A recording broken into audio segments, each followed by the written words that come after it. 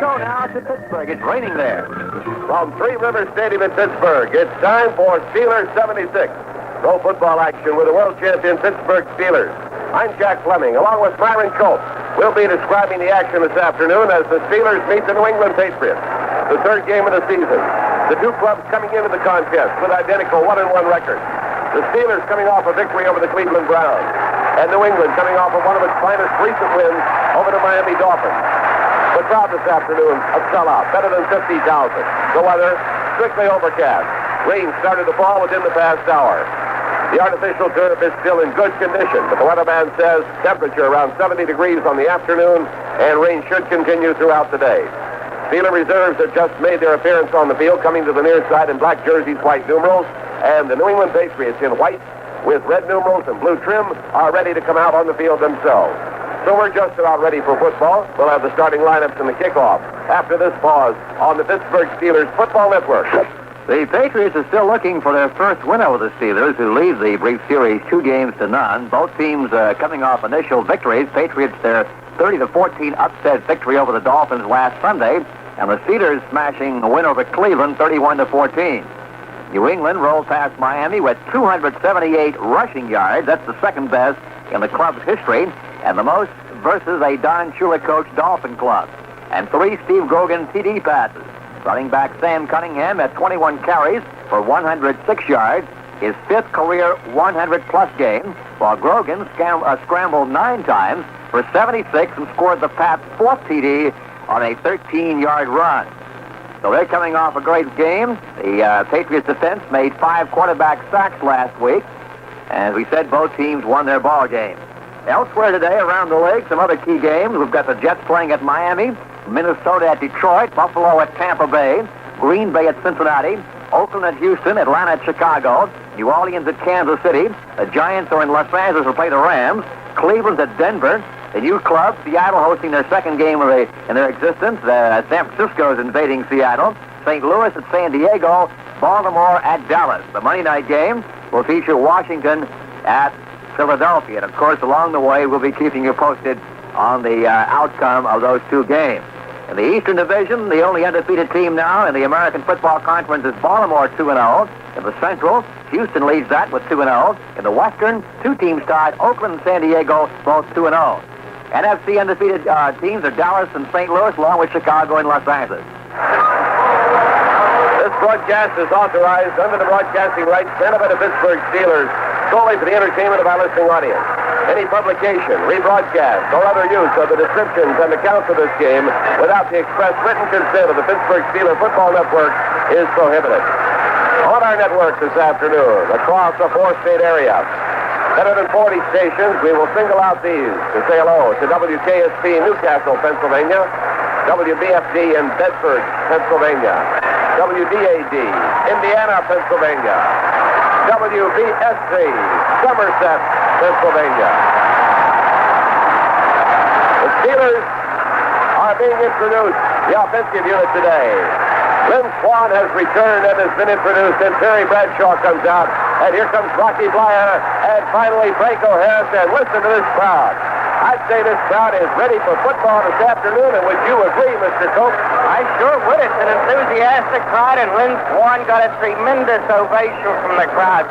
This is a problematical game, no question about it. I've got a lot of respect for New England because they have a lot of young talent that was needing mostly a quarterback, and maybe they find one. Steve Grogan was so good last week against Miami, but remember, he's still young, so he's got to be uneven in his performance, and let's hope today is one of those days where the unevenness shows. Incidentally, Cope, I want you to be strictly impartial this afternoon because today's Steeler broadcast is being heard around the world on the American Forces Radio Network from Pittsburgh, Pennsylvania in the USA. Our greetings to you wherever you might be listening to one of over 300 American Forces stations around the world. Last year we found out that broadcast took us to all points in the world, not only with servicemen and servicewomen listening, but civilian people, American stationed around the world, and people of other extractions, people in England, in Germany, in Russia, in France. They were listening to the Pittsburgh Steelers and the voice of Myron Cope. Probably at the North Pole, too. You forgot the North Pole. But anyhow, as I was saying, they have a lot of young talent on this New England team. their coaches seem to think that Steve Nelson, a middle linebacker, or rather inside linebacker, they use 4 of them, is their best defensive player. Ray Mansfield was telling me he thinks perhaps Sugar Bear Hamilton, the nose guard, is their best defensive player. Maybe the old Ranger says that because he's going to have the Sugar Bear Hamilton right up against him today. In any case, they have top draft choices, 2 of them from the first round this year, in Tim Fox, the safety man from Ohio State, and Pete Brock, the big center from Colorado. Those are 2 of the players they got as a result of trading Jim Plunkett to the San Fran 49ers. They just got a terrific deal in my book. They got so many draft choices. Next year they'll have a first-round draft pick and a second-round draft pick from that deal, too. New England has won the toss and elects to receive. The Steelers will kick off, and this is where the way the defensive unit will look. In the forward wall, L.C. Greenwood at left end in his 8th year out of Arkansas A&M. At left tackle, Joe Green, 8-year veteran from North Texas State. At right tackle, Ernie Holmes in his 5th season, Texas Southern. At right end, Dwight White, 6-year veteran from East Texas State. The linebackers on the left side, Jack Cam, 6-year man from Penn State. In the middle, Jack Lambert in his 3rd year from Kent State. On the right side, the defensive captain, Andy Russell, in his 12th year from Missouri. The left cornerback, J.T. Thomas, 4-year veteran from Florida State. On the right corner, Mel Blunt in his 7th year from Southern University. And the safety men, Mike Wagner, 6-year veteran from Western Illinois. And Glenn Edwards in his 6th year from Florida A&M. Offensively, for the New England Patriots, the wide receiver, Darryl Stingley, 4-year veteran from Purdue. At left tackle, Leon Gray in his 4th year from Jackson State. The left guard, John Hanna, in his 4th year from Alabama. The center, the veteran Bill Lenkitis, 9-year veteran from Penn State. At right guard, Sam Adams in his 5th year from Prairie View. At right tackle, Bob McKay, out of the University of Texas in his 7th year. The tight end, Russ Francis, 2-year veteran from Oregon. The running back, Andy Johnson in his 3rd year from Georgia. Sam Cunningham, 4-year veteran from Southern California. The quarterback, Steve Grogan in his 2nd season from Kansas State. And Marlon Briscoe, 9-year veteran from Nebraska, Omaha. All right, the New England Patriots have gone deep with Ricky Feature. Don Calhoun and Jess Phillips are the up men. Roy Girella will kick off left to right. The Steelers in black and gold. Here comes Girella, and he kicks it well as he did last week. Coming down a yard deep in the end zone. Feature coming out with the ball over the 5, the 10, running to the right along the 10. Trying to cut up field outside of the far side over the 15, the 20, the 25, the 30, the 35. He's still going at the 40 and brought down along the sideline at the 45-yard line. Mel Blunt made the tackle. And that young man, Ricky Feature, from Mississippi Valley State, took the ball 1 yard deep in the end zone, made his move to the 10-yard line, went laterally to the far side of the field, got a screen of blockers up the sideline. His return brought it back to the 45. New England in white uniforms, red numerals, and blue trim moving right to left. Marlon Briscoe is the other wide receiver. He is from Nebraska, Omaha. All right, now they use a switch that puts a man into the slot on the shift. Slot left. And the handoff is taken by Andy Johnson. Trying to get outside to the right. He's gang tackled along the 45-yard line. Jack Ham and J.T. Thomas led the defensive charge for the Steelers. Now they open with a tricky shift. The Steelers had said they thought they would get nothing unusual. That was a bit unusual because they had 3 men shifting as they split a man right and went into a slot left. Took the ball to the right side, gained a yard at 2nd and 9. They'll use a lot of gimmicks, they will, including something called the Hawaiian Eye, which we'll get into later when we see it. Well, the Hawaiian Eye is nothing but the wishbone with a guy from Hawaii playing the fullback post. Well, then he shifts out of it, though. Here they come in motion to the left. Darryl Stingley with the ball. They draw, rolling right. The quarterback firing downfield, bounces it in front of his target at the 40-yard line. That was Marlon Briscoe. So the first pass, under pressure, thrown by the young man from Kansas State, was short of its target down low. Joe Green had the rush on the quarterback. Now, we've talked to the Steelers this past week, and they denied emphatically that this was a gimmick-type offense, and I pressed them on it because Fairbanks, coming from Oklahoma, and having come up with that wishbone and nicknaming it the Hawaiian Eye, I said, they're going to use a lot of gimmicks. Jack Ham said, no way. We'll see. Flanker right, split end to the left, and a slot back wide to the left. They spread them. They've got receivers out there. Grogan back in the pocket, throws to the backfield. Coming out of the backfield, Sam Cunningham at the 45 goes over the 50 and down to the 47. Now, this has been their tendency. This has been their tendency throughout the season. Johnson and Cunningham are their leading pass receivers. And so Cunningham, coming out of the backfield after they had completely flooded the area downfield, took that pass, advanced it to the Steeler 47-yard line. Not enough for a first down. It is 4th and 2. The Steelers were clearly looking for the toss to Andy Johnson, a running back who is their prime receiver. And Cunningham being the only man in the backfield, they didn't think they'd send him out for the pass, but it was a clever play, yet not enough for the first down. All right, the New England Patriots are in front formation. Mike Patrick standing at his own 38-yard line. The kick will carry right to left. And here's his punt. High and spiraling. And coming down over the head of the receivers and into the end zone. Bounce back out of the end zone.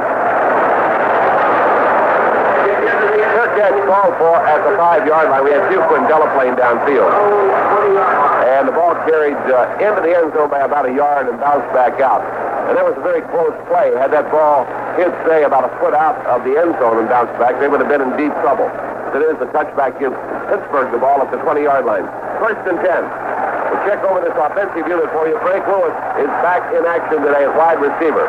Lynn Swan is in the slot to the left. Lewis is wide to that side. And we've got Blyer pulled up as a wing back to the right. A double wing formation to give to Franco, galloping off the right side of the 25 to 30. And brought down at the 32-yard line on the near side of the field. The tackle made by Jim Fox, the free safety. He's a youngster, a rookie from Ohio State. And they sent Franco off the right side, and running beautifully, he brought it up to the 32-yard line, the initial first down of the ball game. Frank Lewis is a wide receiver. John Cole at left tackle. Sam Davis at left guard. Ray Mansfield at center. Mike Webster at right guard. Jerry Mullins at right tackle. Randy Grossman, the tight end. Gordon Gravel is out of there today, and Jim Clack is out with injury. Slot left for the Steelers. Bradshaw flips it into the left flat.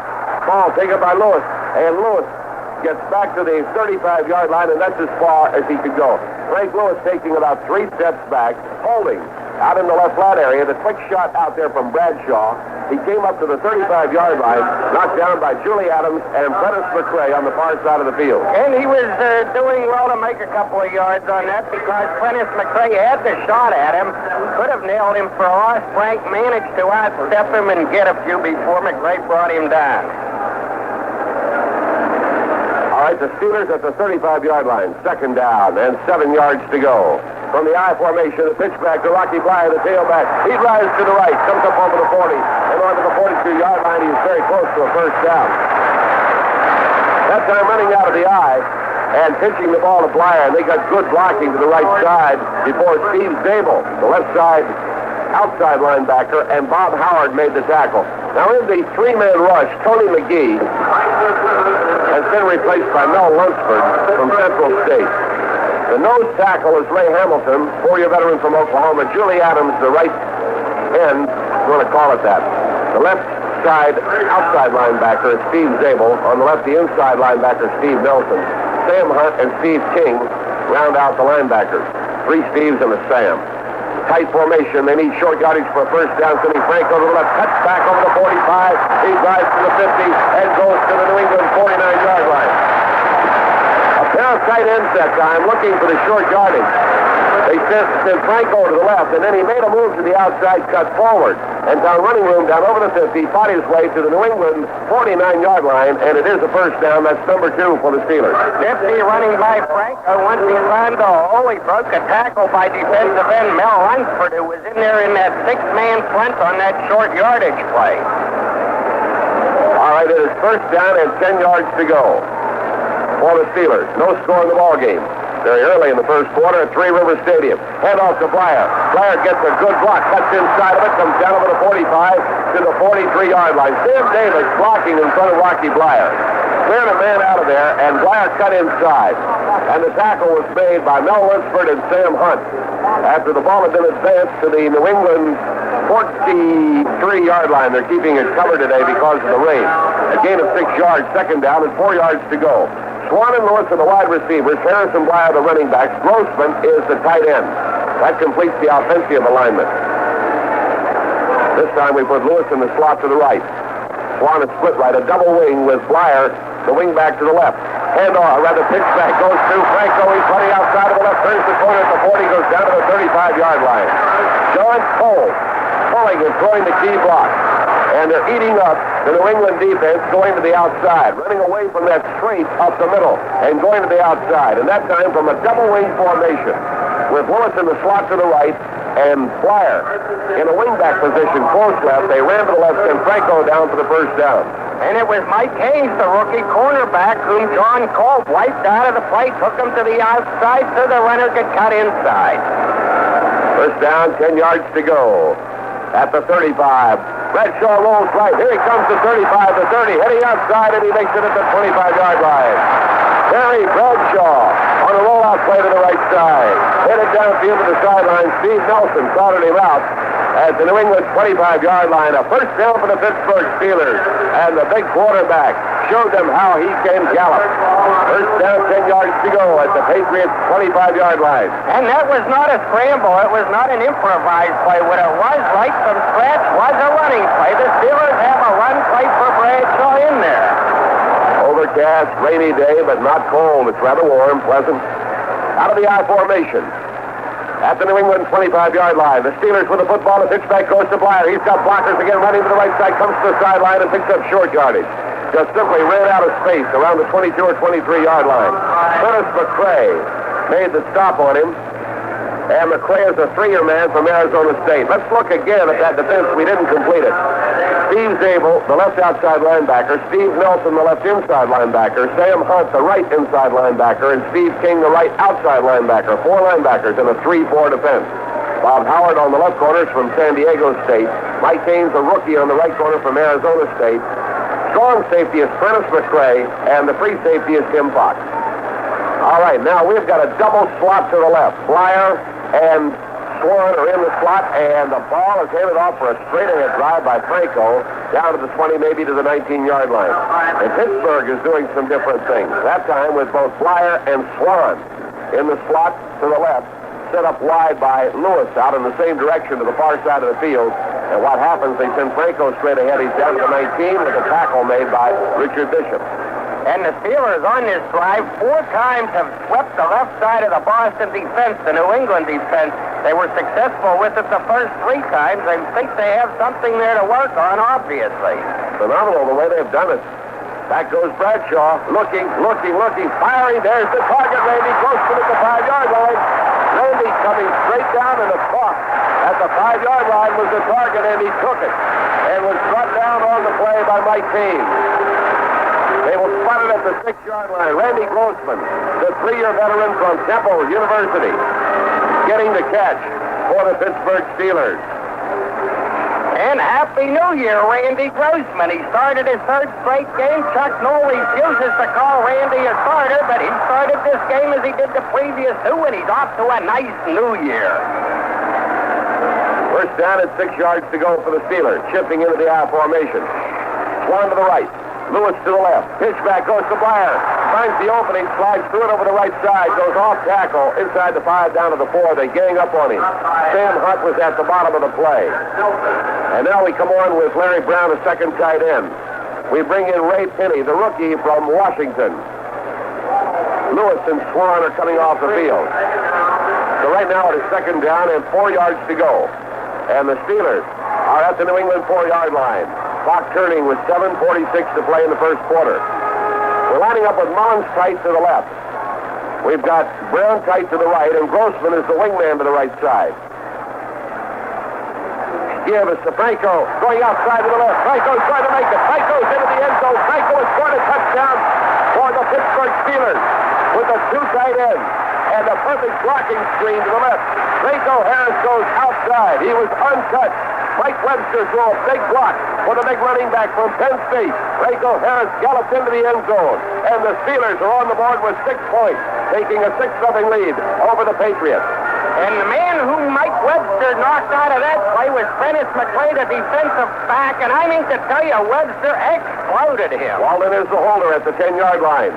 Jarrella the kicker. The goalpost to the right as we view the ballgame for you at Three River Stadium. Roy Jarrella has kicked for the extra point. High enough, long enough, good enough. The score is 7-0, and we'll be right back. That was Franco's 3rd touchdown of this young season, and he is among, as usual, the leading scorers. Rucker of Cleveland has had 4 touchdowns all in receptions for 24 points. He leads the AFC in the scoring, but Harris now has 3 touchdowns and, of course, 18 points, all via the ground. Leading passer is Stipe of Cleveland. He has 22 completions out of 44 for 276 yards, the most yards through the year in the AFC. That will go to Jones of Baltimore, 491. Bradshaw of Pittsburgh has attempted 50 passes going into the game today, completing 22. Completion percentage of 44% for 330 yards. Grogan of New England, 28 out of 49, 57.1 for 345 yards. Leading pass receiver for New England is Johnson, stalwart for Pittsburgh. 80 yards in 12 plays went to Steelers, and it was as beautifully an executed touchdown drive as you care to see. Bradshaw threw the ball only twice, a flat pass to Frank Lewis, and then the zinger down the middle to Randy Grossman that set up the touchdown. It was largely a ground attack. The Steelers were blocking beautifully. They're underway here with a 7-0 lead in the first period. Geronimo kicks off. Ricky Feature is deep. And the kick carries all the way down into the end zone, 3 yards deep to Feature. Here he comes out over the 5, the 10, cutting to the right over the 15, the 20, and is caught and brought down as he crosses the 20-yard line. The tackle made by Jack Delaplane, the rookie from Salem College. So Delaplane becomes an adept headhunter and brings him down at the 22. We talked to Randy Grossman this week about his disappearance from that power formation. He had disappeared in the 2 tight end situation, and they'd go into other looks, and they were using Frenchie Fuqua as the wingback, and he explained they try constantly to change that personnel to give it a different look, so the different teams will see something they haven't expected. Inside handoff to Sam Cunningham, and Cunningham gets nothing but short yardage, maybe a couple of yards, as he hits up the middle.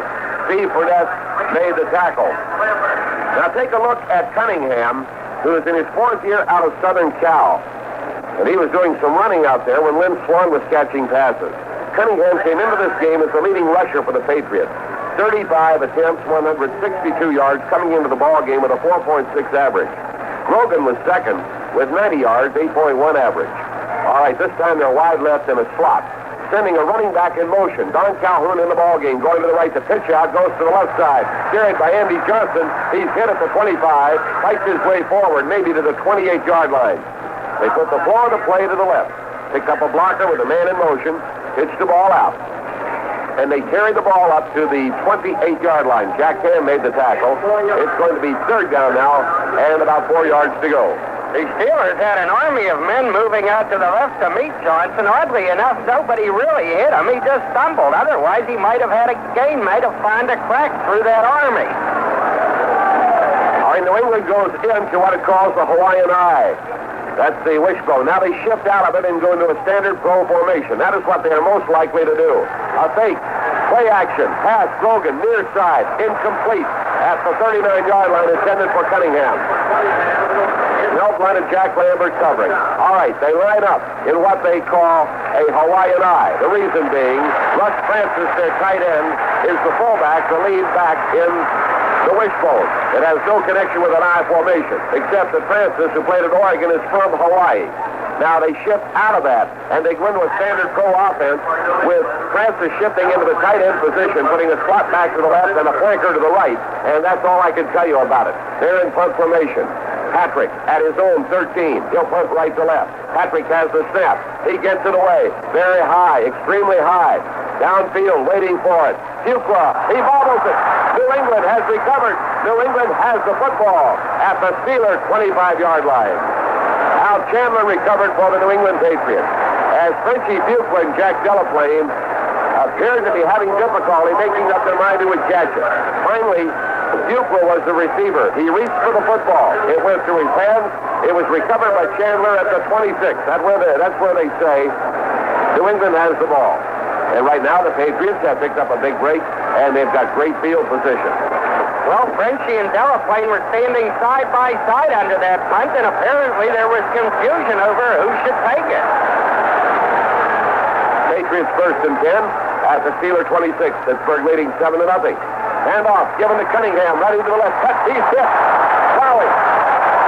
He made a cut over Rolf White, who was down on the ground, and he went into the air, Ernie Holmes met him in midair, and Ernie Holmes hit him solidly. I mean, he gave him a good, solid, clean lick. And the ball is spotted at the 25-yard line, so he made 1 yard. That's a tackle that'll take your teeth out. Now, Pete Rozelle, there was nothing about it that you could find as a basis for finding the fat man as you did the other day for a little bit of rough play. That was a solid hit. All right, the Patriots on 2nd down and 9 at the 25. Wide in both directions. Back goes Grogan. He sets up lots of time. He fires too high for his target. Darrell Stingley down at the 11-yard line.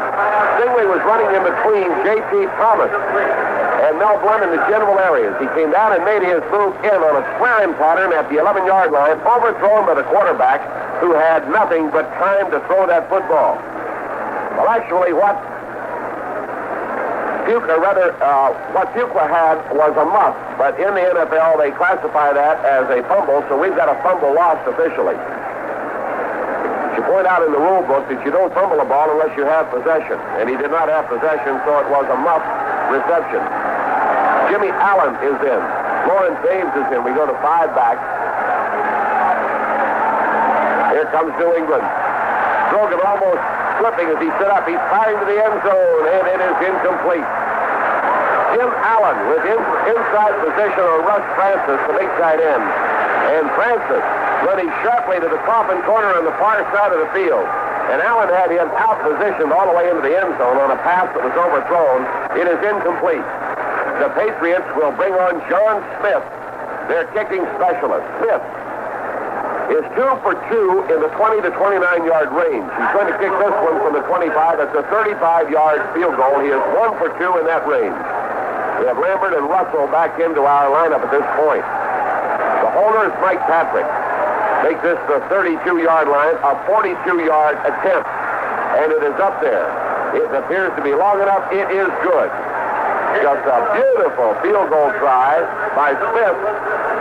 That makes him 4 for 6 on the season, a 42-yard job, and the score is 7-3 in the ballgame. Steelers football continues after this timeout. Other games in the NFL this Sunday, the Dallas Cowboys and the Baltimore Colts, two of the youngest but most talented clubs in the NFL, will meet this afternoon in the battle of unbeaten teams. The Colts, the defending AFC Eastern Division champs, scored a 28-27 victory over Cincinnati last week. Now the Colts are faced with stopping Roger Staubach, the NFC's leading passer. Two other showdowns between unbeaten clubs also are on tap for Sunday. The Oakland Raiders take their high-powered offense to Houston against an Oilers team that has allowed only 3 points in 2 games. And Jim Hart and the St. Louis Cardinals will test the Chargers' young defense in San Diego. The unbeaten Chicago Bears play their 1,000th game against the Atlanta Falcons. Los Angeles Rams entertain the New York Giants, and the Minnesota Vikings visit the Detroit Lions. Elsewhere, New Orleans at Kansas City, Cleveland at Denver, San Francisco at Seattle, Buffalo at Tampa Bay, Green Bay at Cincinnati, and the Jets are at Miami. Well, the Steelers' defense has been superb, hasn't allowed a first down, but it took a missed punt by Frenchie Fuqua, a recovery by New England, and a field goal, and it's 7-3. The kickoff, Jack.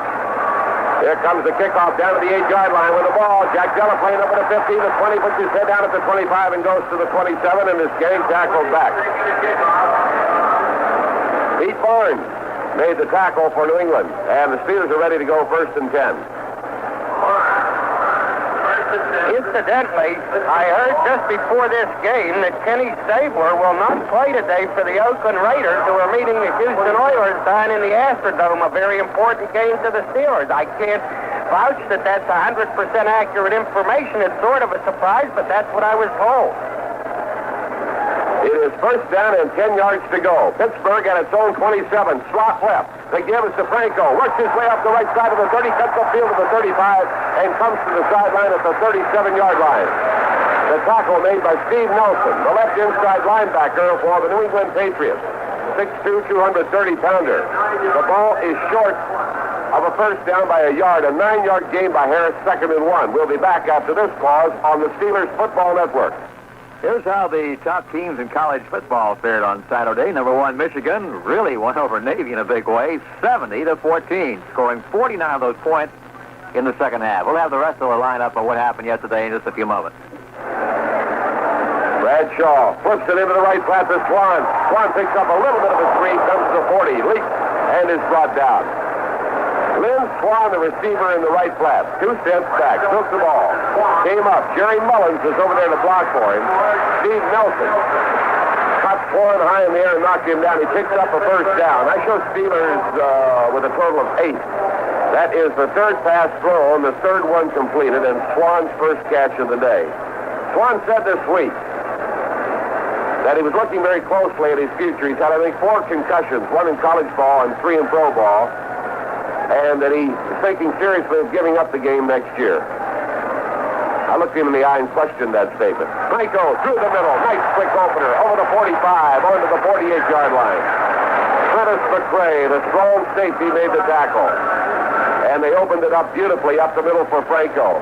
The close observers will tell you there's no finer competitor than Swan. A talented young man, not strong of frame, but an extremely fine athlete. And he just may be a little bit dejected after taking a cheap shot in Oakland and then seeing the ensuing argument that it caused. Bradshaw rolling right. Bradshaw keeps. Bradshaw to the 50, leaps over the tackler, and it goes out of bounds at the New England 49-yard line, and that should be enough for a first down. Bradshaw running his option just absolutely beautifully, coming to that sideline. And Myron, you remember in his earlier days when he used to like to stay in bounds and take that lick and get hurt. Now he knows where to go. No, he's older and wiser, and he will run for that sideline. And not only that, he'll keep running because he's had a few guys pursue him out of bounds and belt him, even though he was several yards out of bounds. So he just keeps going and saves the old hide. It's valuable. All right, Bradshaw as the team set 1st and 10 at the New England 49. Bradshaw is very deep, firing the ball. Look out, there goes Frank Lewis. He can't get to it. Down at the 9-yard line, Lewis was being covered step for step by Mike Haynes, the right cornerback. And Lewis was fighting to get there but could not. Gentlemen, something has happened in this ball game we haven't taken note of. The Steelers have been scored upon in the first quarter for the first time since the New England Patriots did it in 1974. 3 points in the first period. That's the first time it's happened.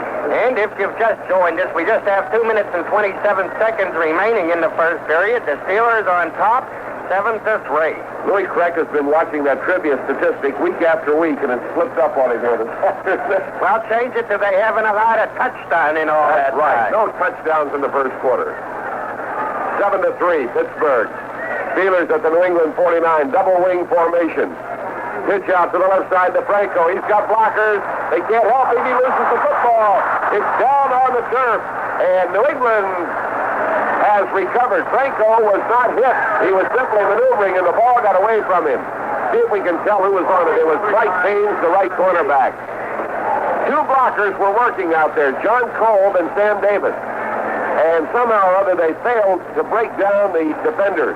And they came at Franco, and as he moved to get away, the ball squirted out of his hand. New England recovers, and the turnover gives the Patriots good field position once again at the Steeler 44. Actually, Franco outmaneuvered Haynes, but as he went by him, Haynes reached out and poked the football away and then recovered it. At the 44-yard line.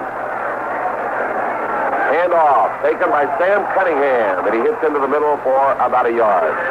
Joe Green and Jack Lambert make the tackle. Go to 2nd down and 9. 2nd down and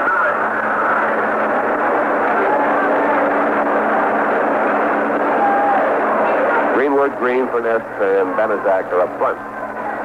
Ham, Lambert, and Russell are the linebackers. Thomas and Blunt are on the corners. Wagner and Edwards are the safeties. High formation. Bootleg. Back deep. And Grogan fires. Connects downfield with Russ Francis. He's hit hard by J.T. Thomas at the Steeler, 25, and he holds onto the football. And Francis comes up with a big catch. Grogan just did a beautiful job of faking and concealing that football as he went back. And he hits Francis, the tight end. On the season, Francis did not have too many catches. He's had 4 for 24 yards coming into the ball game. That is the initial first down for the Patriots on the afternoon.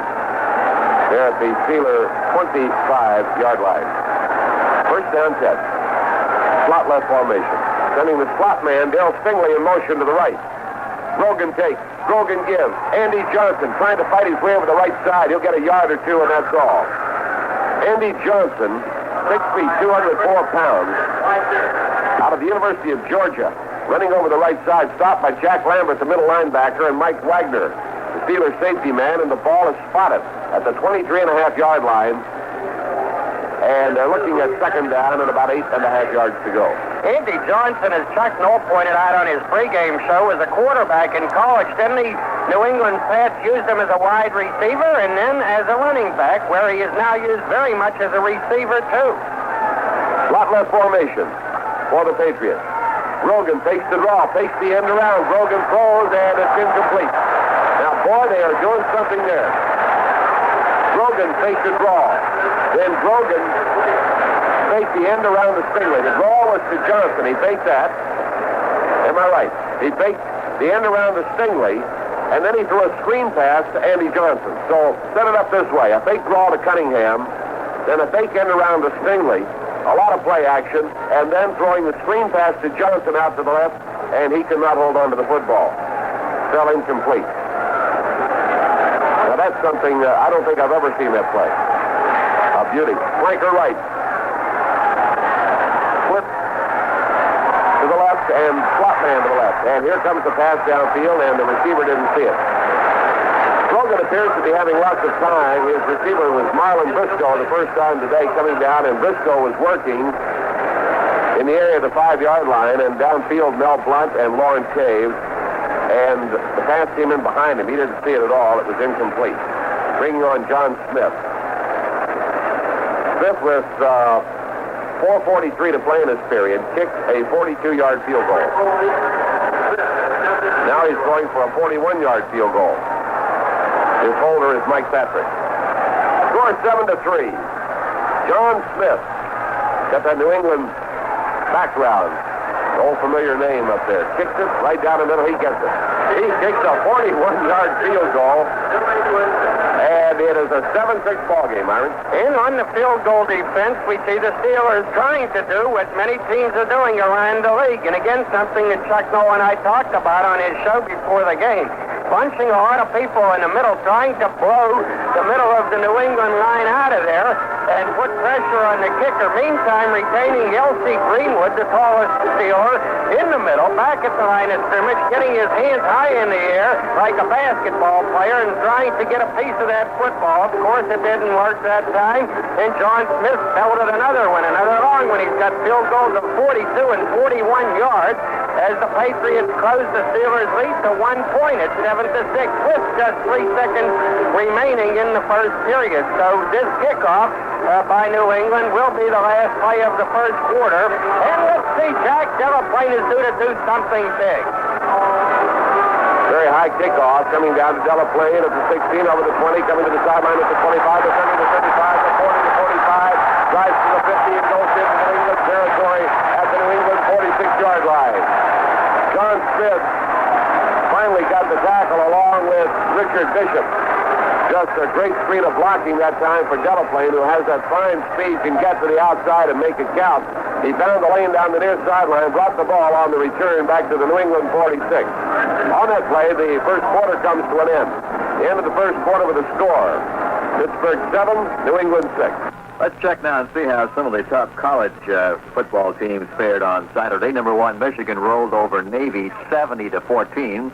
Second-ranked Ohio State surprised by Missouri, upset by the Tigers 22-21. Pittsburgh, number 3, defeated Temple 21-7. Fourth-ranked UCLA over the Air Force Academy 27-7. Fifth-ranked Oklahoma winning over Florida State 24-9. Sixth-ranked Nebraska defeating TCU 64-10. Number 7, Georgia over South Carolina, 20-12. 8th-ranked Maryland, 42. Syracuse, 28. 9th-ranked Texas A&M losing to Houston, 21-10. And 10th-ranked Penn State, an upset loss to Iowa, the Big Ten, 7-6. The second 10, 11th-ranked Arkansas losing to Tulsa, 9-3. 12th-ranked Kansas was idle. 13th-ranked Alabama defeated Vanderbilt, 42-14. 14th-ranked Illinois lost to Baylor, 34-19. And 15th-ranked USC winning over Purdue easily, 31-13. Steelers move right to left at the start of the second quarter. At the 46-yard line, slot right formation. Hey, broken play, handoff to Franco, and he gets back to the line of scrimmage. Bradshaw turned and socked the ball into Franco's midsection, and they ran into each other. Franco slipped off to the left and cut back, and he may pick up very slight yardage. Richard Bishop and Julius Adams made the stop, and he makes it to the 45, so he gets a yard on a broken play, second down 9. Cole Davis, Mansfield, Webster, Mullins working in the interior line. We remind you, Jim Clack is out with an injury. Gordon Gravel will not play unless absolutely needed on the right side of the line. Webster moves to right guard. Mullins playing right tackle. Bradshaw is back. Bradshaw is throwing complete to the 39-yard line. Ball caught by Randy Grossman, and he fights his way an additional yard. Again, Grossman coming down short this time and making that square turn in along the 39-yard line. Caught the pass and was hit by Steve Nelson and Julius Adams and brought down. Grossman says that he goes out every day just trying to play his best game and not worry about anything else. And he has played so well for these Steelers over the period of time. This is his third season that he's been with the club. That is his second catch of the afternoon. I also talked to him about his size. He's smaller than most tight ends. He says he has to play a thinking man's game. Two tight ends now, wingman on the right side. Bradshaw pitching out to the left to Franco, and I think it's broken again. Back at the 44, he is nailed. Mike Kane. Bradshaw apparently wanted to do something differently with the ball than he did because he had it in his left hand. He was moving to the left. And instead of giving the usual pitch out to Franco, just sort of flipped it backhand to him to get rid of it, and Franco was nailed. So the loss is back to the 42.5-yard line, and for the first time today, we're going to have to punt the football. Bobby Walden standing at his own 44-yard line, and they send Mike Haynes back to receive. Mike Haynes, a rookie from Arizona State. Walden standing at the 44. Punt will carry right to left. Steelers leading 7-6. Fumbles the stop, picks it up, fumbles it again. It's loose down on the ground. It's recovered by New England at the Steeler 46. We have given this club possession of the football on 3 fumbles in our territory 3 times this afternoon. Well, it was a good snap. It was fumbled pure and simple by Bobby Walden. He picked it up. There were 3 men hitting him, and nonetheless he tried to get off the punt. He dropped the football hoping to kick it, but he had not a chance in the world to kick it with 3 big Patriots on top of him. So the Patriots started the Steelers' 46-yard line.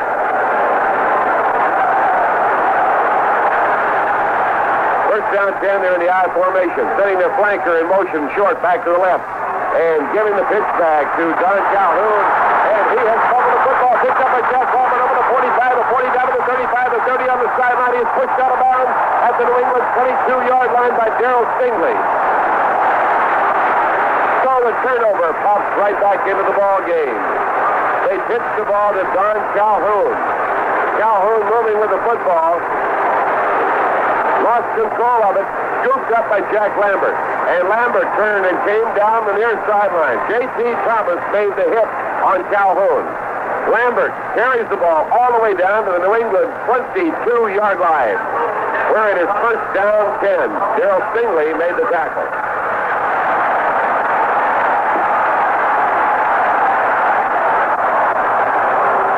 Rhode Island nothing. Colgate 25, Cornell 20, Columbia 38, Lafayette 31, Delaware 59, North Dakota 17, Harvard 24, Massachusetts 13, Maine 17, Central Connecticut 3, Muhlenberg 45, Johns Hopkins 6, New Hampshire 24, Dartmouth 13, Rutgers 17, Princeton nothing, Springfield 21, Amherst 7, Trinity of Connecticut 30, Bowdoin 14, Tufts 13, Wesleyan 12, Williams 14, Hamilton 6, and Yale 21, Connecticut nothing.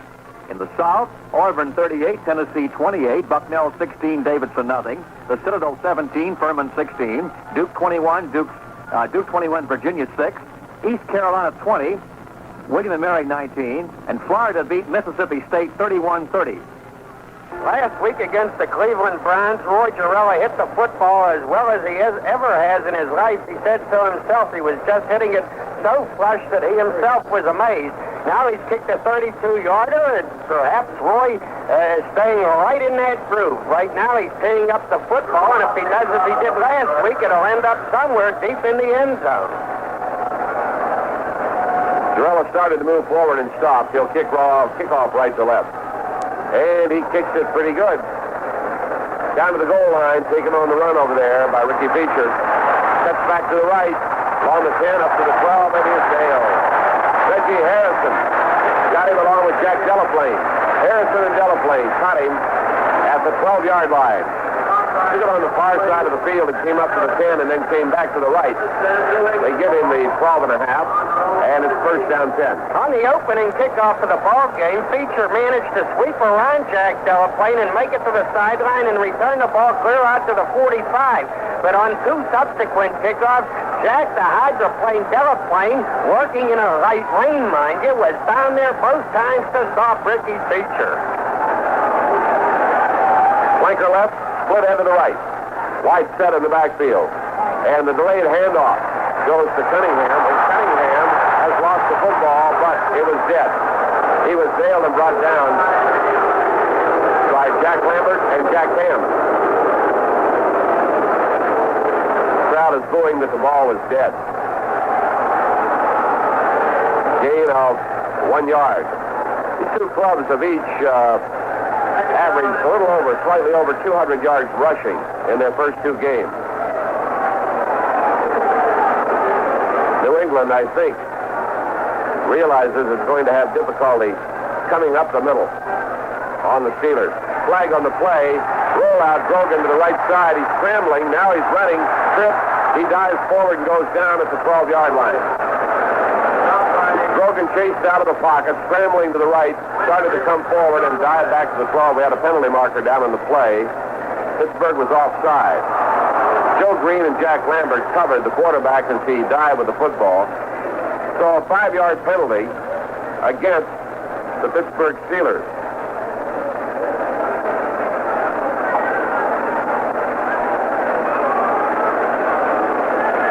That takes the ball out to the 18-yard line. Well, Joe Green was coming from Grogan's left and L.C. Greenwood from his right. They were about to make a sandwich out of him. So Mr. Grogan did the smart thing and he put his nose in the turf.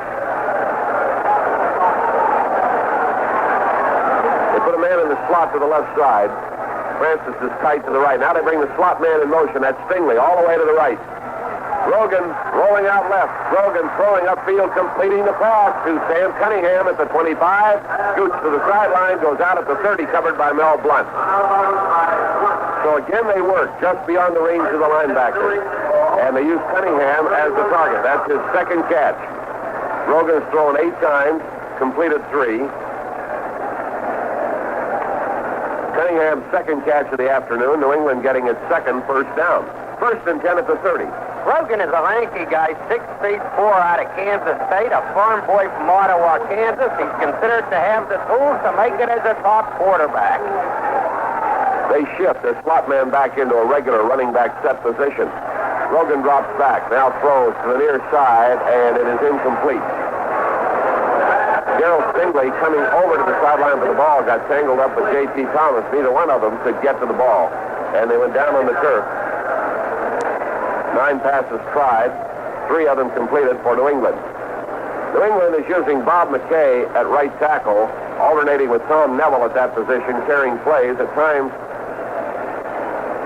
they use Andy Johnson and Don Calhoun to carry plays from the sideline.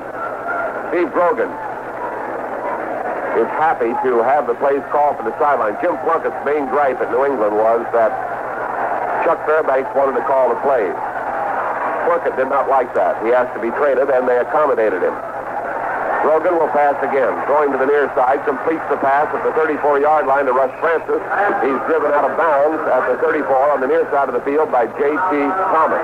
Short gainer on the pass to Russ Francis, the tight end. Francis is an interesting fellow. His daddy owns a sugarcane plantation in Hawaii. His daddy used to be a professional wrestler. Russ has wrestled professionally himself. He also flies an airplane. He's studying for his jet pilot's license, mind you. He does a lot of things. He was an Olympic javelin prospect. The Kansas City Royals tried to sign him as a pitcher. A versatile guy, Russ Branson. Double wing wide, slot man to the left side. We've got Banaszak and Furness in our defensive line. Grogan is hot. He's back. Wowee. Lawrence James blitzing, almost had him, and Steve Furness got him. James was in there. Ham was in. As they came with those two linebackers, and James made a dive at him and almost had him, missed him, and then he was nailed by Steve Furness. So we have a consultation.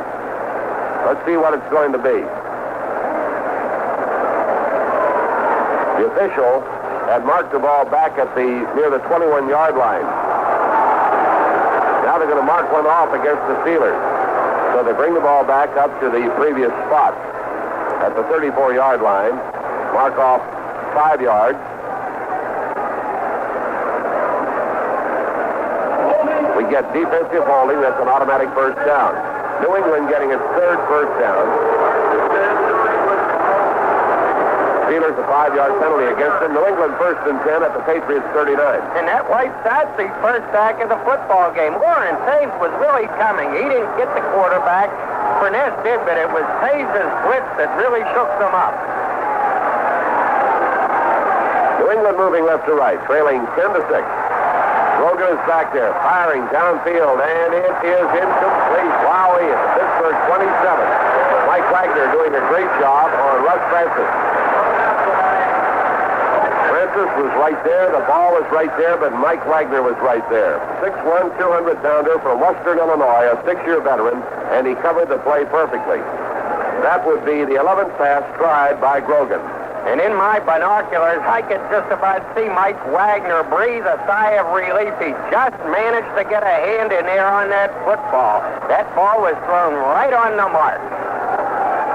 They send Marlon Briscoe to the left to the far side. They flank Darrell Stingley to the near side. Francis is the tight end. Now they send their wide man in motion, and they give it on the end around a double reverse. The ball being carried by Stingley to the far side. He's hit by Left, one at the 40-yard line. The handoff went to Andy Johnson. In the meantime, Stingley in motion right to left. Took the ball on a double reverse from Johnson to the far side of the field. He carried it to the 40-yard line, where he was nailed by Mel Blunt. So it is 3rd down and 9. Holmes and White are back in, replacing Furness and Banaszak. Now we make another switch. Green coming off, Lambert coming off, Russell coming off.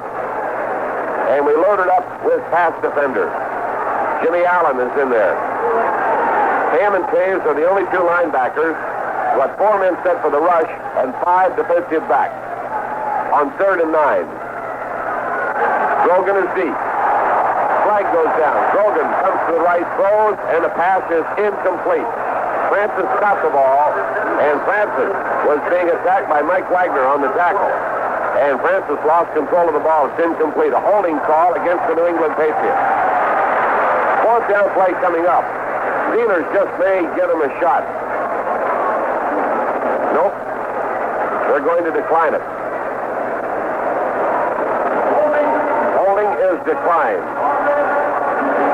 And they want New England to give up the football, and they send Delaplane and Fuqua downfield. And that brings on Mike Patrick, their punter.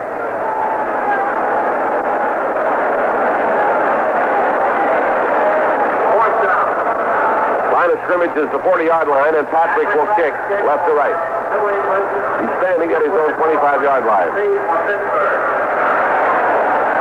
The average is 41.7 per kick thus far this season, and he gets away a beauty. High, booming kick. Frenchie takes it at his own 12, up over the 15, the 20, and almost got away, but he was caught and brought down by Jim Romanishin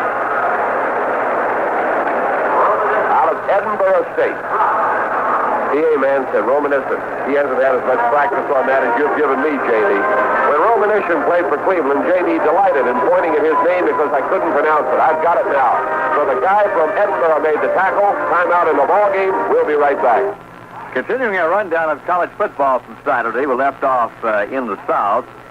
Florida A&M 24, North Carolina A&T 22, Georgia Tech 24, Clemson 24 tie.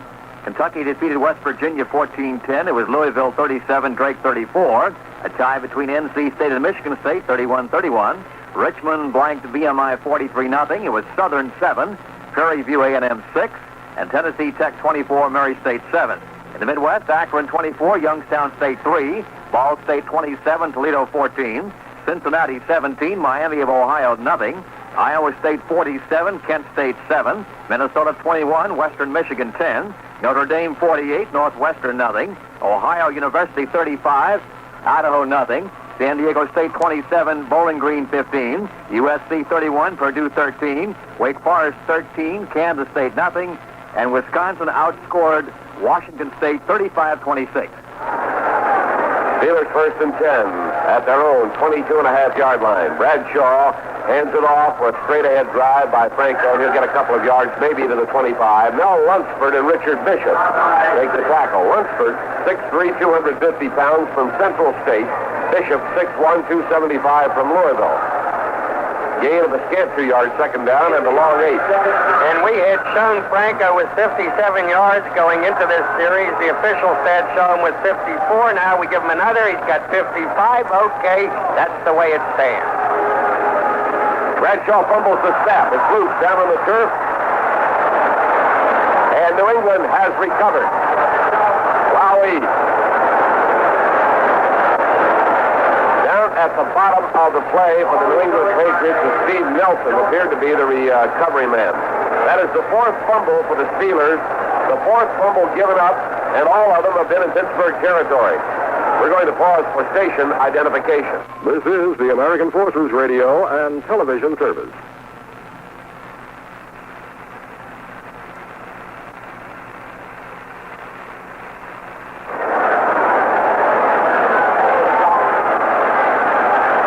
First down 10 for the New England Patriots. At the Steeler 23, slot left formation. Grogan with a golden opportunity. Hands off. Ball taken by Andy Johnson, trying to move to the right, and he runs into trouble. Joe Green made the stop on him, and he may get a yard out of the play if he tried to slant off the right side. We have Greenwood, Green, Holmes, and White in the front four. Ham, Lambert, and Taves. Taves is out of there now, and Russell is back. Russell's playing with that broken finger, that hand bound. And he said that, as in last week's game, he would go as long as he is effective. If he decides that he cannot do the job with one hand, then he'll get out of there and let Lauren Taves handle it. Andy Russell is that kind of a pro, a smart one. Slot left. Second down 9. Delay. Fake. And here's Grogan throwing. Too high for his pass. Intercepted inside the 10-yard line. Picked off by Glenn Edwards. The pass was intended for Russ Francis. Went into the air. Went off his fingertips. And at the 9-yard line, Edwards came over and made the interception. Tried to stay in bounds, but couldn't. Stepped out of bounds with the ball at the 17-yard line, and the Steelers take over on the first pass interception. Yeah, Glenn Edwards might have had a long return had he been able to hold his balance. He was tight roping it down along the sideline and finally went out. Mike Wagner was covering Russ Francis on that play, but Francis is a big guy. He reached up for that football, almost made the catch. The ball popped off his fingertips, though, and here came Glenn Edwards up from behind. It wasn't an easy one for Glenn to grab either. He had to make a little bit of a lunge for it, and perhaps at that point started losing his balance. Otherwise, ooh-wee, up that right sideline, and maybe, just maybe, school's out. Anyhow, the Steelers are glad to have the interception. They'll start at their own 17-yard line, and this game finds the Steelers leading 10-6 midway in the second period. They've had a lot of trouble from a talented New England team, but most of the trouble they've helped cause themselves by giving up the football 4 times on fumbles. One thing you can say for the Steelers, though, today, that is that their defense is playing ball. The defense has been suspect. People beginning to wonder, has the Steeler defense had it? But today they've been tough. First down 10 for Pittsburgh. Bradshaw giving the ball to Blyer. Blyer finds the opening over the left side, comes up over the 20 and out to the 22-yard line. Working out in front of him that time, he had both Kolb and Webster. Zabel and Nelson made the tackle.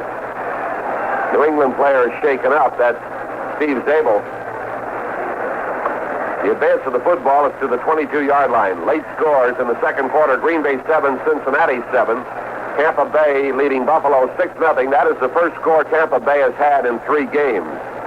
Minnesota, Detroit 0-0 in the second period. We play the Vikings a week from tomorrow night, a Monday night game at Bloomington, Minnesota. So there will be no action next Sunday. We wait until Monday. Steve King, not Zabel injured, and King, the right outside linebacker, gets up and is walking off the field under his own power. That should bring on an old familiar face, George Webster. Webster, who came from the Houston Oilers, I believe, to the Steelers, and then he went on. Where did his path take him from there? Well, I think he then went to New England, if I recall correctly, and they also have Dickie Kahn, an ex-Steeler, who started the opening game of the season when Tim Fox was injured, and they say did a very nice job subbing for Fox. He also recovered a punt for the New England Patriots last week in the Miami game, recovered a punt on the Miami 2-yard line, so Dickie's been doing quite well with the Patriots. Dickie Kahn, I remember him for having the best-looking girls seeing him off from every stadium on the road. They all look like Miss America. Webster does not come in. Pete Barnes comes in as the 4th linebacker. Bradshaw drops back. He's got time and throws to Blyer coming out of the backfield. It's low. Incomplete at the 24-yard line. Blyer coming out to the near side. Pass was not on the mark. Pete Barnes over to cover. Bradshaw appeared to have lots of time that time. There is a question about the wetness of the day. From our booth, you can't always see the rain. It appeared to have slackened just a bit, but now it's coming down again. You see the umbrellas going up again around the stadium. But undoubtedly, the footing, we've noticed that Grogan has had difficulty with the footing, and Bradshaw apparently is having difficulty with a slick ball. And I said this morning that this could be a day in which the quarterbacks would just have lots of problems with this continual rain. Bradshaw's deep. They're coming after him. The ball slips out of his hand. Just what I was telling you about. Do we recover? No, New England recovers it. Slipped out of Bradshaw's hand and was recovered by Richard Bishop. They had a great rush coming at Bradshaw. He cocked his arm. The ball slipped out of his hand. And we have now had our 5th fumble.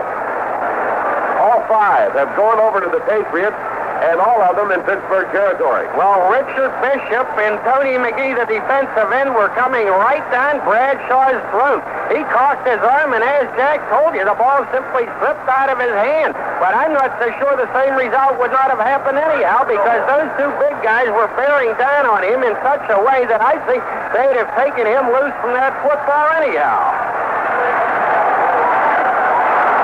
New England Patriots at the Steelers' 7-yard line with a golden opportunity. 2 tight ends. Wingman close on the right side. And to give us to Cunningham, he's trying to get outside to the left. It was well played. He's brought down along the 7. His blocker out there was John Hanna. And he was trying to clear out Donnie Shell, and he couldn't do it. Shell came over to make the play. About a half-yard pickup on the play. Jack Lambert refused to be taken out of the play. Neville and McKay are alternating with the play from the sidelines for New England. The ball is at the 6.5-yard line. 2nd down. This time they're in a double wing. Wingman in both directions. Now they bring the wingman from the left. Stingley in motion to the right. Pitch out to the left side. Cunningham, and he is pushed out of bounds around the 5-yard line. Over on the far side of the field, Andy Russell got him as he tried to turn the corner. And about a foot inside the 5, they marked the football. Just inside the 5. So they pick up a 1.5 yards. It's going to be 3rd down and 5 yards to go. And I don't think he'd have gone that far had Andy Russell not had a busted hand. Andy had to make an arm tackle. He was not able to put his usual good tackle on the ball carrier. Otherwise, the guy is stopped for no gain. All right, the crowd comes alive. They've got a pair of tight ends. They've got double wingmen. Now they bring the man to the left. Stingley in motion, wide to the right. Here comes Grogan to the right. Grogan's in trouble. Grogan gets rid of the football. Intercepted in the end zone by Mel Blunt. Grogan throwing under great pressure. He was deep with Cruz.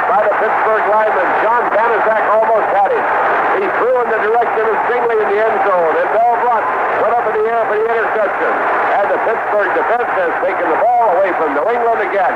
And what a beautiful interception it was by the Defensive Player of the Year in the National Football League last season. Mel Blount going high in the air to spear that ball. The Steelers entered this game ranking 14th and last in the conference in pass defense, would you believe it? So maybe they got a little angry with themselves. They've had 2 interceptions already today. One intercept in the end zone. Now Bradshaw at the 20, hands off to Blyer, running to the right, cuts back upfield, goes over the 25, and down near the 26-yard line.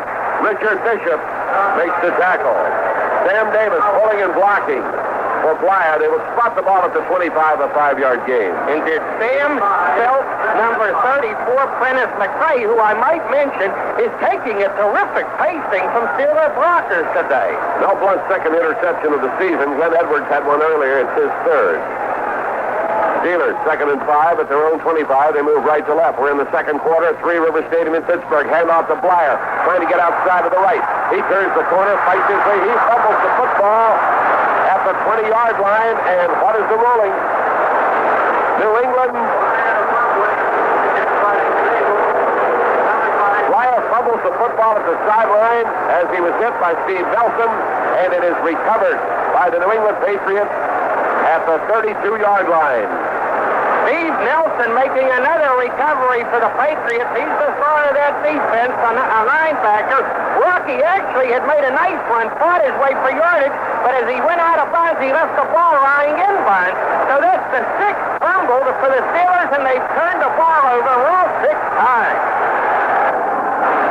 All right, they bring their slot man in motion to the right. That's Stingley. Pitch back to Cunningham. Running to the left. Gallups down over the 30. He fumbles the football, and it is out of bounds, I believe, or no. New England has it. It went out of bounds. He fumbled it. It bounced to the sideline. One of the Steelers tried to knock it and keep it inbounds. Mike Wagner recovered it. But the ruling is the ball was out of bounds. The team with last possession keeps it, and they roll it out of bounds at the 32.5-yard line. It belongs to New England. Well, frankly, I don't know. It was on the far side of the field, and I didn't have my glasses in place, so I'll take their word for it. Maybe the officials just got tired of turning the football back and forth between the two teams. This is really something today. So we find the Patriots with 2nd down and 10.5 yards to go at the Steelers' 33-yard line. The crowd doesn't like it. Well, the official was right on it. The ball belongs to New England if it got out of bounds, and he ruled it did. Rogan drops back. Rogan fires to the far side. A diving try incomplete at the Steeler 18. On a little comebacker, Marlon Briscoe curled to the side. Had to come back a little on the ball. Mel Blount was covering. The pass was low for him. He could not handle it, and it fell incomplete. I showed the Patriots with 14 passes, 4 of them completed and 2 intercepted. The Steelers have fumbled 6 times, lost the ball 6 times, always in their own territory. The Patriots have fumbled twice and coughed up 1 of them. Andy Russell out, Marv Kellerman is a linebacker. Here comes Holmes off. Jimmy Allen is in the secondary.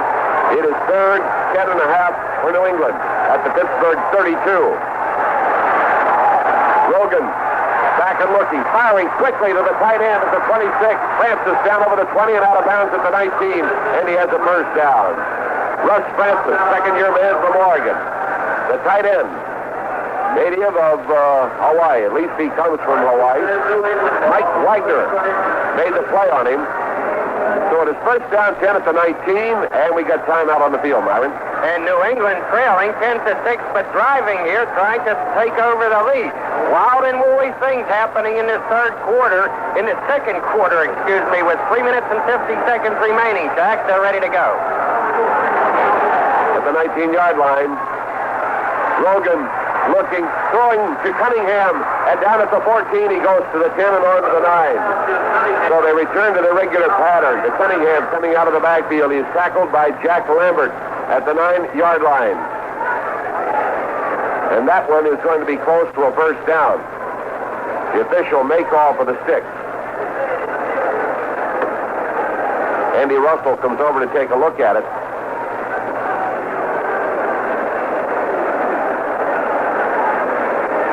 And the ruling is a first down. So that will be number 5 for New England. The 6th pass completed. 3 to Francis, and 3 to Cunningham.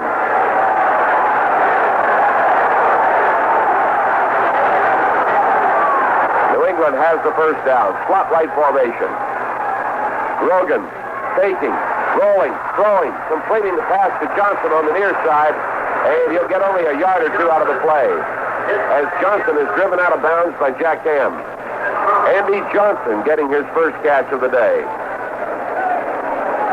7 completed out of 17 passes tried on the day. Coming into the ball game, as we told you earlier, Cunningham and Johnson were their top receivers. Johnson had 8, Cunningham had 6. Cunningham has now caught 3, tying him with Johnson at the top of their pass receivers. Francis is up to a total of 7 receptions. Second down. Play action fake. Rolling left. Grogan pumps. Keeps the ball. Gets rid of it and throws it out of bounds. Now there will be no flag, you see. Dwight White had great pressure on the quarterback along with Joe Green. JD's trying to show me intended receivers, and I say there couldn't be any because he almost threw it into the bandstand on the far side of the field. The band isn't even over there. They might have caught it in a tuba. He should be penalized for getting rid of the football. Well, he got rid of it all right. Into the Allegheny Don't River. lecture me. I know it. I agree with you. Bad Dog White chased him over to the sideline and then dumped him very rudely, and he just wanted to get rid of that football before he took the thump from the Mad Dog. Okay, Taves is in there. Allen is in for the Steelers. Lambert and Russell are out. Double wing wide. No, let's see. They got a single setback. Give them a wide slot to the right side. Grogan back. Grogan looking. Grogan throwing, and it is broken up in the end zone by J.T. Thomas, intended for Russ Francis. They had double coverage on him, and J.T. went up in the air and knocked the ball away. And now Francis is protesting. He wants pass interference. So he is getting a word in. What he was saying to the official is Akalakaku Aloha. Maimona Carney. He's probably saying the guy was holding me. Anyhow, it was a heck of a play by J.T. Thomas. A great He play. really had to get up in the air. All right, Smith trying for his 3rd field goal of the day from the 16-yard line, a 26-yard attempt. Patrick, the holder. He's a left-footed sidewinder, and he kicks it. A 26-yard field goal is good. The score is 10-9 in favor of the Steelers. We'll be right back. Let's finish up the college scoreboard from Saturday. We left off in the Southwest. SMU defeating North Texas State 38-31. Texas Tech 20, New Mexico 16.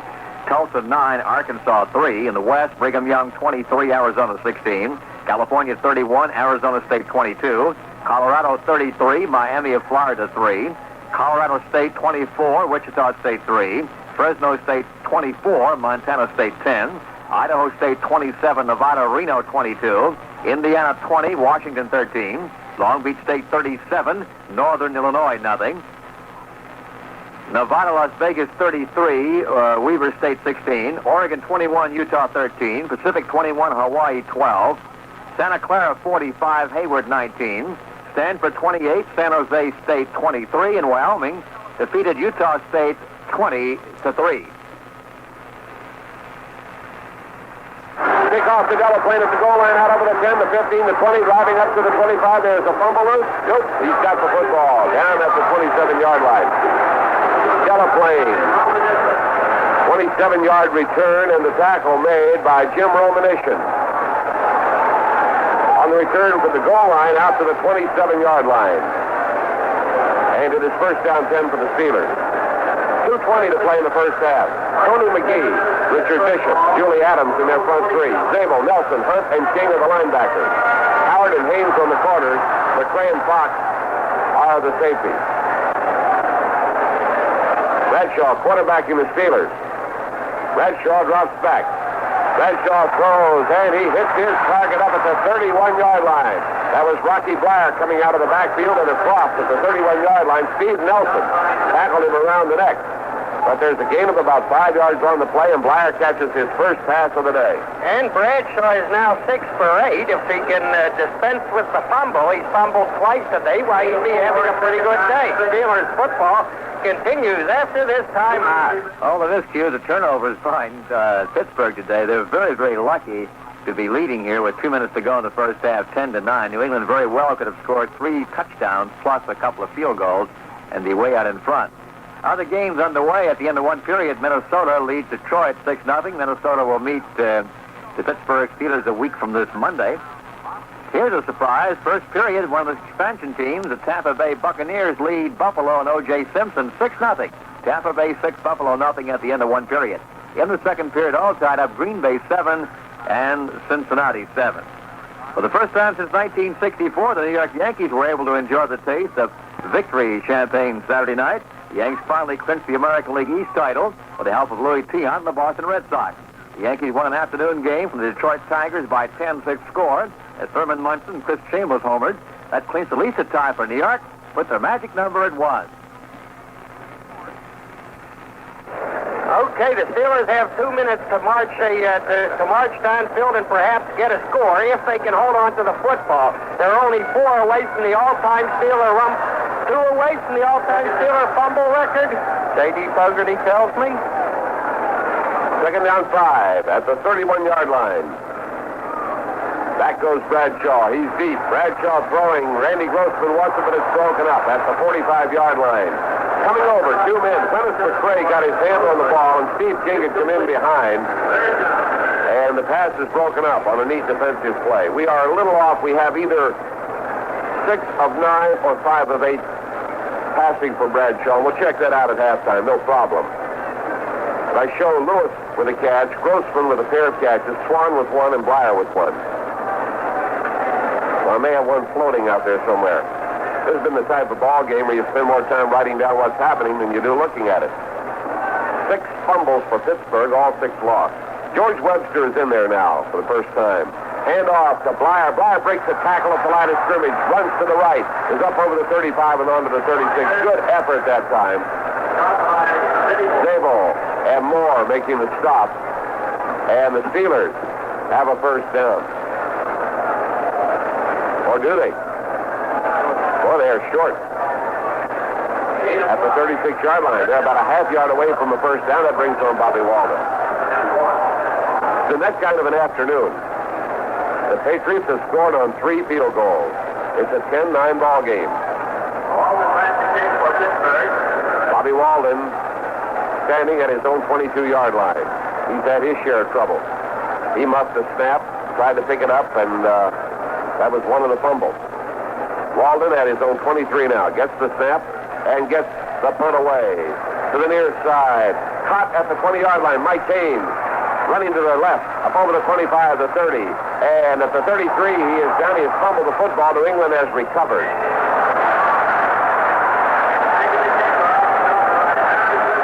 Little by-play down on the field. Reggie Harrison made the tackle along with Johnny Fuqua. And they are ruling that was a dead ball. That was not a fumble. And on the Monday night game, the camera showed distinctly how the officials can guess at that and not see it. And that may have cost Kansas City a ball game. Because a fumble that the camera showed was actually a bona fide fumble. Steelers had an ineligible man downfield. It is declined by New England. In the situation where the ball was ruled dead, the camera showed it was actually a fumble. And Kansas City recovered it, but was not given the ball, and went on to lose that ball game by the margin of the field goal, wasn't it? Slot left formation. Here's a draw. Carrying a Johnson comes through the middle, up over the 35 and onto the 36-yard line. He lost the football somewhere in there, but it was dead. Banaszak is waving it. Green and Banaszak on the tackle. And gain of about 3 yards, second down 7. Now, of course, the reason the Patriots declined that penalty is they got the big return. Well, a 13-yard return, which is a good one from Haynes. They want the ball. Grogan is deep. Grogan is firing. There's his man on the near side of the field. It was juggled out of bounds. Dale Stingley. Stingley came down inbounds, but he did not have possession. So he did not get possession of the football until he was out of bounds, incomplete. He laid the ball down behind the Steeler bench area. Or did he? The ball laying down there. Now they got another one out on the field. Incomplete pass. Stingley played his college ball at Purdue in his 4th year in the league. This is an extremely young team. They calculate with an average age of about 25. It may be the youngest in the NFL overall. Rogan, back. Rogan throwing to the far side, and it is too high for Darrell Stingley at the Pittsburgh 47-yard line. On the sideline, he leaped for the ball. Mike Wagner came over a little late. Pass was incomplete. Rogan has thrown 21 times in his first half. Mike Patrick is on the punt. Green Bay and Cincinnati are 7-7 in the second quarter. All-important game for the Steelers. Downfield, Delaplane and Fuqua for Pittsburgh. Patrick will stand at his own 21-yard line. Delaplane and Fuqua are equally deep near the Pittsburgh 20. The snap and the punt. High and spiraling. Delaplane will go for it at the 25, up over the 30, the 35, the 40, and is brought down coming forward at the 43-yard line. Delaplane on the return up to the 43-yard line, where the New England Patriots managed to bring him down. Down at the bottom of that play, Fred Sturt, and helping out on it, Al Chandler. Ball marked at the 43.5 with 38 seconds, 1st and 10, Pittsburgh. And if Delaplane goes outside to the sideline, I think he gets a much better return even, and perhaps puts Girella in field goal position very quickly. There are 38 seconds remaining in the first half.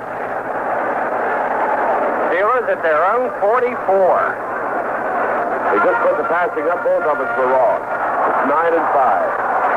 Tried 9 and completed 5 for 31 yards. Right. Bradshaw's deep. Bradshaw throwing to Blair out to the left, coming out of the backfield at the 45. He gets out of bounds at the 48. Rocky, you can just see him thinking, looking at the opportunity as Steve King came up on him and measuring whether he should try to take it further or get out of bounds, and he did at the 48-yard line. Now that is the 10th pass, the 6th completed, and Blair gets his second catch of the day. Clock shows 31 seconds to play in the first half. Pittsburgh leading 10-9. I like this much better than trailing 14-0. Bradshaw backpedaling. The big guy comes forward. He runs. He's at the 50, the 45. He runs into people at the 40 and goes down at the New England 38-yard line.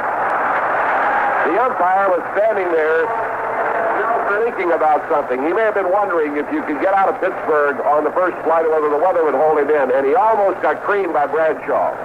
At the last moment, he saw Bradshaw coming, and like a man escaping from an express train, he moved. And Terry took it down to the 38, where Nelson and Hunt came in on him like a vice and brought him to the turf. Timeout, Pittsburgh.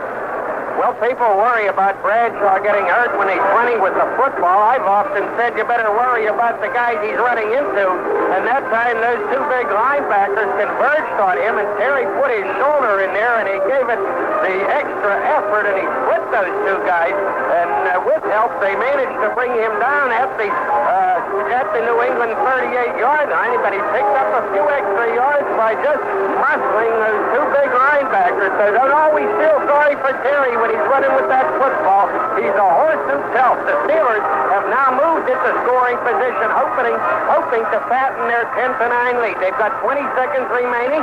That's time for a few more plays and then the field goal. Bradshaw, so far today, has not thrown the ball. Well, one time he attempted it early in the game to Frank Lewis and overthrew him, but that was the only time Bradshaw has gone deep, and that's a little unusual for Terry. Here they go at the 38 of New England. The 38-yard line. First down, 10 yards to go. Bradshaw with the ball. Bradshaw has time to throw. Does to Blair on the far side, coming out of the backfield at the 32. Blair heads to the sideline and gets out of bounds at the New England 24-yard line. Rocky Blair shoots the ball in like a bullet, chased by Steve Zabel. He headed for the sideline and he went out of bounds. Blair getting his third catch of the day. Rocky came into this ball game with 3 catches in 2 games. He's had that many on the afternoon. What a play that time as he went to the sideline. quickly. They had moved the ball to the 24. They had 13 seconds. Bradshaw 7 for 11 for 49 yards. You got one more shot here before you got to get into field goal kicking time. Here's Bradshaw going for the end zone. There goes Swan. He gets just off his fingertips. Swan had his man beaten, and that one was deep. Dennis McRae was beaten, and what a great effort by Swan. He was almost to the end line when he got his fingers on it. It was just off his fingertips, and that effort by Bradshaw and Swan deserves some applause. Believe me. Just a great effort. A fine pass and a fine effort. Here comes Girella. Roy Girella, earlier today, kicked a 32-yard field goal. This will be a 41-yard attempt from the 31-yard line, and Walden is the holder. 7 seconds remaining on the clock. Ball is down. Girella kicks it. And it is good.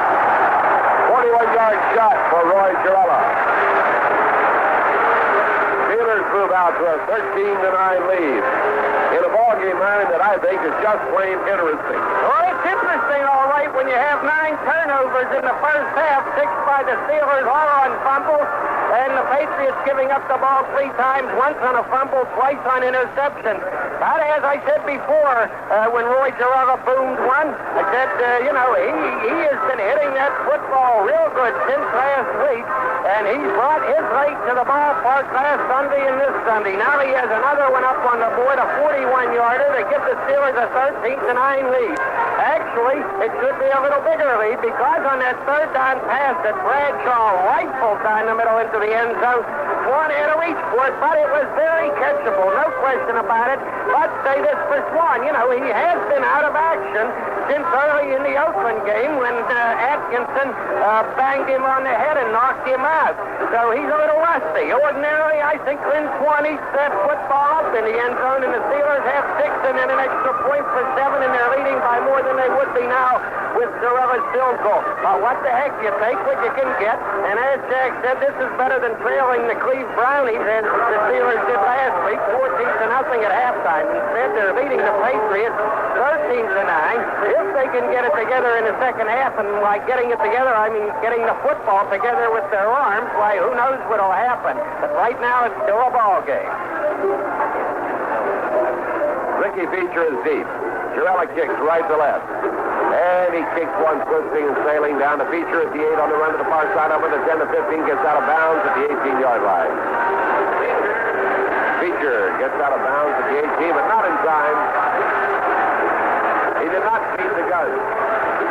Well, let's say he did beat the gun. He did not beat the time clock. So he took it out of bounds, and that brought us down to the end of the first half in which Pittsburgh fumbled the ball 6 times in its own territory, and the Patriots recovered all 6 times, in which the Patriots threw 2 interceptions and coughed up 1 of 2 fumbles to the Steelers. It's been a good ball game on an overcast and drizzly day here at Three Rivers Stadium. We're at the end of the first half with a score. Pittsburgh 13, New England 9. Myron Cope will comment on the first half. He's for only 8 yards. So you can see that the Steelers... From the southern portion of our network, Taylor Runner and his dog Sophie just gave a great performance. That's an institution in Morgantown. Is that the same hack that they have down there? That's the same hack that that's the first time I ever saw it was down here. I didn't know it was the same guy. All right, Bradshaw ready to move. First down and 10. Ball spotted at the 26. Handoff goes to Franco. Hits into the left and then tries to cut back, and I don't think he got anything. Really pouring rain now. The footing is not likely to get better. Julie Adams making the stop for the New England Patriots. Richard Bishop is playing that nose tackle position in their 3-man rush. Mel Lunsford and Toby McGee have been switching, and McGee is back in on the left end. I guess you call them all tackles, actually. A nose tackle and 2 other tackles. Bradshaw's back. Boy, did he fire one. Beautiful. Up to the 42 to Frank Lewis. Mike Haynes came in and stopped Lewis. Bradshaw gave him a look to the right. He telegraphed to the right and then came back to the left, and Lewis was right there on a hook. at the 42 kneeling to take the ball and to stop it on the spot is the first down. Well, Sam Hunt, the New England linebacker, was moving across the middle to try to bat that down, and Terry had to really drill it, and he did just that. Lewis, the second catch of the day. 1st and 10. Bradshaw back to throw again. Now he lobs one down on the far side. Swan goes for it. He has it at the 10-yard line. Lynn Swan. Wowie. He beat Bob Howard and Jim Fox. Howard brought him down. Bradshaw just laid it up there for Swan, and Swan ran under the ball, beat the defensive man, pulled it in the air at the 13, and was knocked down. It was spotted at the 11, first down. 44 yards, I do believe, or thereabouts. That's the Lynn Swan we know and love. You betcha. He got up in the air for that football, actually took it around his midsection, but he was giving the defensive back no chance. He was going up with the ball and coming down with it. Oh, the rain is pouring at Three Rivers. Slot right formation. Bradshaw back again. Bradshaw looking, drilling it down to the 3-yard line. Wow, he spotted Randy Grossman. He had looked twice, and he drilled one to Grossman down on his knees. Sam Hunt covered Grossman. They will spot it at the 2-yard line. And that is a yard short of a first down. And this is just the way the Steelers began the ball game with their first drive, playing flawlessly. Bradshaw has now passed for 10,000 yards in his career and is the first Steeler to ever reach this mark. All right, Lewis and Swan are out. We have 2 tight ends. Grossman's the wingback on the right side at the 2-yard line.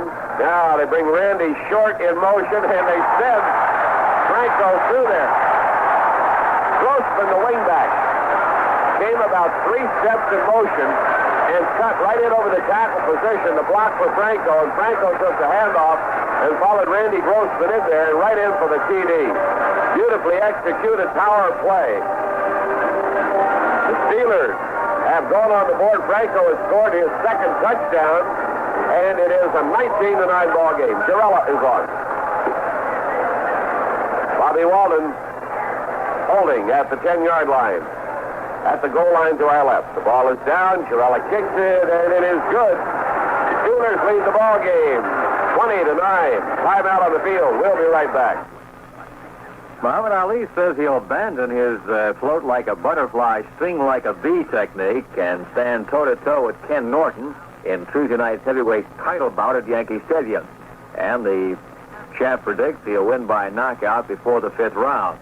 However, if Norton fails to fall within 5 rounds, Ali admits he'll be in trouble and possibly lose the bout. Ali's strategy is dictated primarily by 2 facts. Norton is a notoriously slow starter, and that Ali believes his punching power is better than ever. Ali won a controversial split decision the last time he fought Norton back in September of 1973, but the champ pointed out his hands were shot full of Novocaine just before the fight.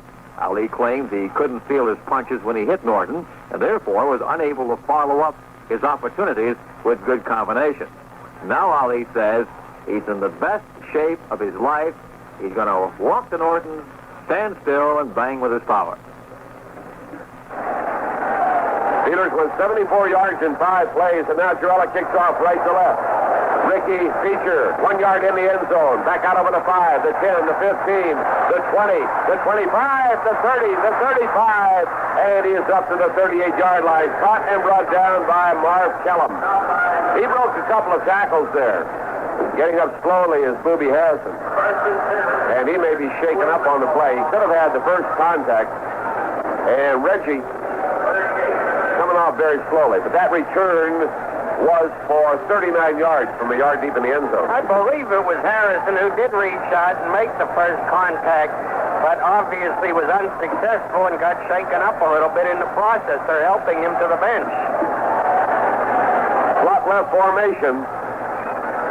Handoff goes to Cunningham, and he finds an opening, and he comes forward over the 45 to the 46-yard line. Sam Cunningham, the ball carrier. Jack Ham and Mike Wagner stop him at the New England 46, and the Patriots pick up 8 yards on the carry. You know, the Steelers, for their 2 touchdowns today, marched 80 and 74 yards. 2 very nice drives. which makes you lose the taste a little bit of those 6 fumbles. Slot right formation. Andy Johnson, flag down, turns the corner running to the left. He gets to the 50 and is dragged out of bounds by Jack Lambert at the Pittsburgh 46.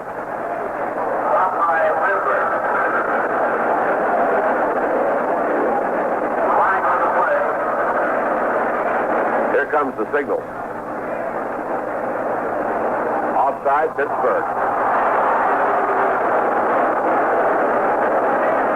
Surely New England's not going to take that. They have a first down at the 46, and they'll have to decline it. It is declined. That is the 6th first down. Nice run. I think Harrison, in trying to make that tackle, got kicked. Not a knee. I don't think he's seriously hurt, but he is in discomfort. Slot left for New England. They move left to right in the 3rd quarter. Rogan hands off inside, and the big guy, Cunningham, now drives down close to the 40-yard line. Dwight White on the tackle. It's marked the ball back at the 41-yard line, a 5-yard gain on the play. Now they're trying the middle again. They've tried it in the first half without success, and this will give them an opportunity to probe a little and possibly set up those 2 running backs for some of those shots. Short ones coming out of the backfield. We'll see. This time we've got Briscoe to the right, Stingley to the left, and they give us to Johnson. And Johnson loops into the middle of the line. He does not have a first down, but he's taken the ball down to the 37.5-yard line. Ernie Holmes gets the tackle. 5-year veteran from Texas Southern. After fining 2 Oakland Raiders for rough play, the National Football League, after looking at the movies, mysteriously came up with a fine which they levied on Holmes. He was so upset over it the other day. When I talked to him, he was lying on the dressing room floor sleeping before practice. That's how upset he was about the whole thing. Well, to the best of my knowledge, they fined him for a forearm that missed. He went over a running back, and the forearm was in motion, but it missed the guy, and apparently they didn't like Ernie's intention, and were looking for another Steeler to make it 2-2, balance off the fine. 2 Steelers and 2 Raiders. Right. I don't know. It's guessing, but, Pete Rozelle, people criticize him, but and they tend to forget. In fact, a lot of the people in football tend to forget how much he's done for the National Football League.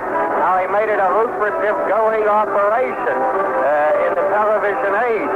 And, golly, maybe a suspension of Atkinson would have been the thing that was called for. I'm sorry about that, you armed forces guys from Oakland, but it was a brutal hit that he laid on Lynn Swan. Maybe a suspension would have been the proper penalty, and yet Rozelle did hand him the toughest fine he's ever handed out, $1,500, the biggest fine ever put on a player.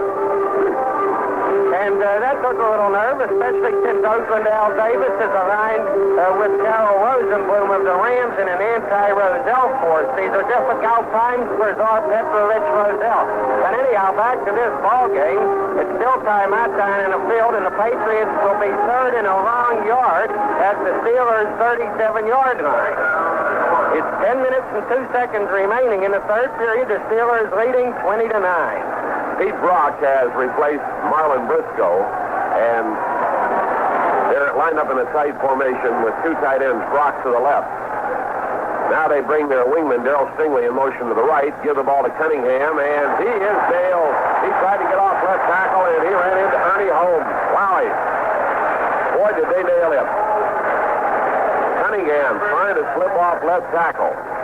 They brought the flow of the play to the right, sent Cunningham back to the left. And they stop him at the 38-yard line, about a yard loss on the play, and New England's looking at 3rd and 2. Now we're going to get it's 4th down and 2. They're going to go for it.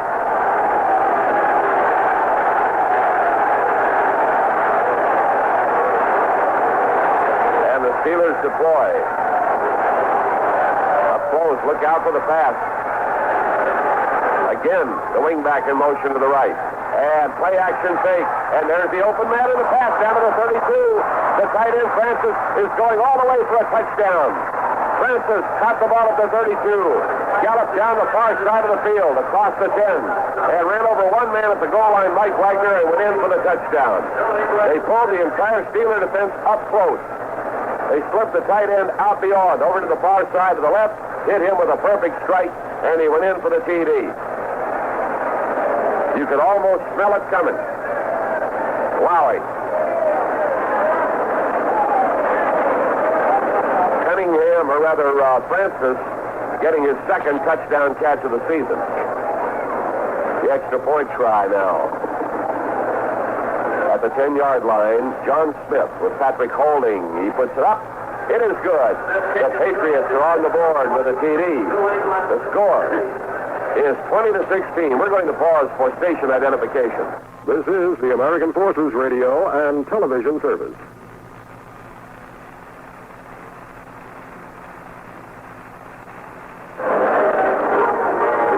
Steelers football continues after this timeout. Well, the start of today's National Football League game between the Minnesota Vikings and Detroit Lions was delayed when the Vikes got caught in a traffic jam and did not reach Pontiac Stadium in Detroit until 10 minutes before the scheduled start. The Vikings face a possible fine for the National Football League for causing the start of the game to deviate from its announced time of 1 p.m. Eastern Time. In baseball, today's American League game between the Chicago White Sox and the Oakland A's has been postponed because of rain and wet ground. A Chicago White Sox spokesman says the game will not be made up unless it has bearing on the outcome of the American League West Division Championship. Oakland is 5 games back of Kansas City in that race with 7 games to go, including today's rainout. Meanwhile, Texas is hosting Kansas City. That game is just getting underway. Milwaukee at Cleveland also rained out. Ditto for New York and Detroit. Remember, at the... T. Bell is into the receiving group. Fuqua, Delaplane, and Bell are down deep. And here's the kickoff by Smith. Down to Delaplane at the goal line. Out over the 5, the 10, the 15, the 20. Needs some help. He breaks to the sideline. They get him from behind at the 25-yard line. He needed a good block in there and couldn't pick up the one he wanted. And the tackle will go to Jet Phillips. Phillips came over to New England from the Oakland Raiders when they needed to pick up some running back talent, and he made the tackle. And I might point out that touchdown by New England came on a debatable call by Chuck Fairbanks, a gamble. That's for sure a 4th and 2 play, and the Steelers committed their only major defensive lapse of the day. Bradshaw is back to throw. Steps forward. Now he's going for Swan deep again. Swan can't get it. Broke it up. At the New England 23-yard line, Bob Howard covered him step for step. Howard is a 10-year veteran from San Diego State. And he played that one very well, going with Sloan all the way downfield. And if anybody had a chance of catching it, Howard had the best chance, but he broke it up, an incomplete pass. 16 tried by Bradshaw. He has completed 10. Randy Grossman has caught 3 of them. Swan has caught 2, one of them for about 47 yards. Lewis has caught a pair. Rocky Blyer caught 3. All of them of a relatively short variety in a drive that eventually carried the Steelers down deep into New England territory. 2nd down 10. Pittsburgh at its own 25, leading 20-16. Good ball game. Bradshaw giving to Franco. Has a blocker. Comes off the left side, the 25, the 30, up the sideline, and finally is forced out of bounds on the near side of the field at the 35-yard line. Mike Webster blocking that time, along with Rocky Blyer. And Franco down his way to the sideline and advances the ball to the 35, a 1st down for Pittsburgh. So what does that give Franco? Let's see if we can pin that down. I believe he'll have 67 yards now in this ball game. Franco got away from both George Webster and Dick Kahn on that play.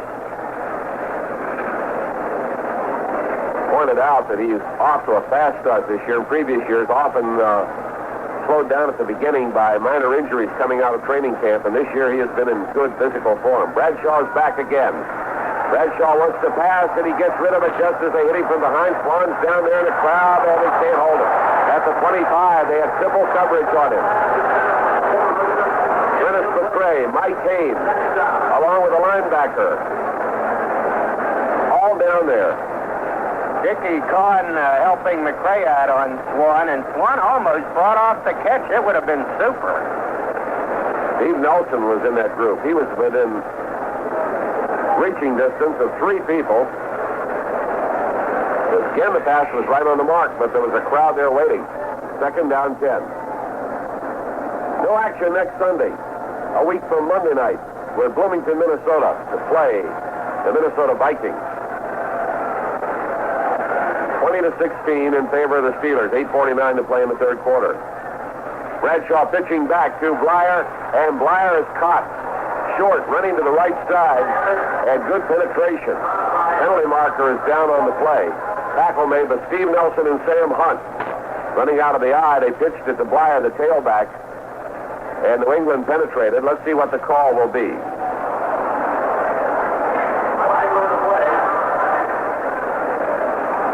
Ball has been marked down at the 33-yard line,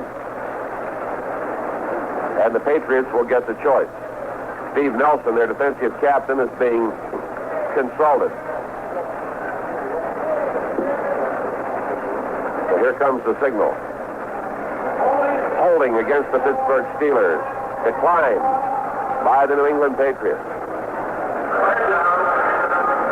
So the ball will be marked at the, they're actually putting the nose of it up near the 34. 3rd and 11. And they called the holding penalty on tight end Randy Grossman.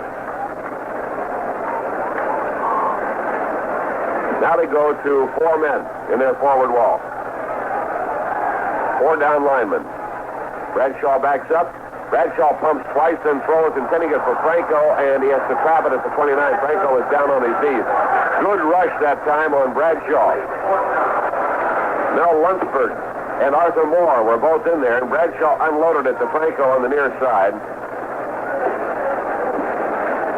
And it's an incomplete pass. Pittsburgh 20, the New England Patriots 16. And New England is going deep with Mike Haynes. Up receiver, Dick Kahn to the left. And to the right, Darrell Stingley. Bobby Walden standing at his own 20-yard line.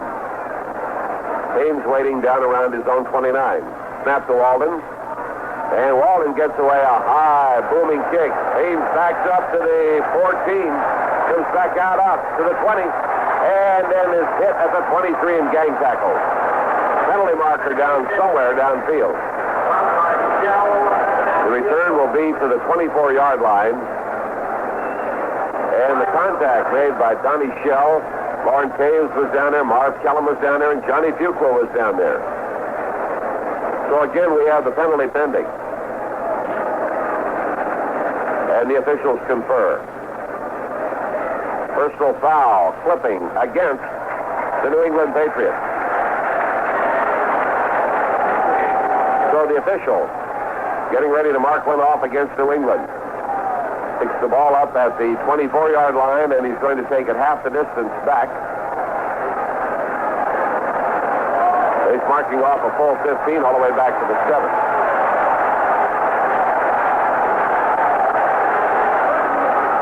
Takes it back to the 7-yard line. It's a 51-yard kick by Bobby Walton. He went into this game ranking as the 4th best punter in the American Football Conference. He's off to a great start. First penalty against the Patriots. J.D. points out that Shell was the man who was split, and he made the tackle. And here's a broken play. Keeping the ball, Grogan is nailed at the 5-yard line. His running back, Cunningham, stumbled as he started forward. Grogan kept the ball and was nailed by L.C. Greenwood and Jack Ham. At the 5-yard line, 2-yard loss on the play, 2nd down 12. Clock turning, 8 minutes to play in the third quarter. Steelers leading the Patriots 20-16. McKay back and Neville off the field with the play from Chuck Fairbanks. Stingley to the left, Briscoe to the right. Running backs Johnson and Cunningham. Quarterback Grogan. Grogan goes back into the end zone. and flips one out into the left flat area to Cunningham, in and out of his arms at the 5-yard line.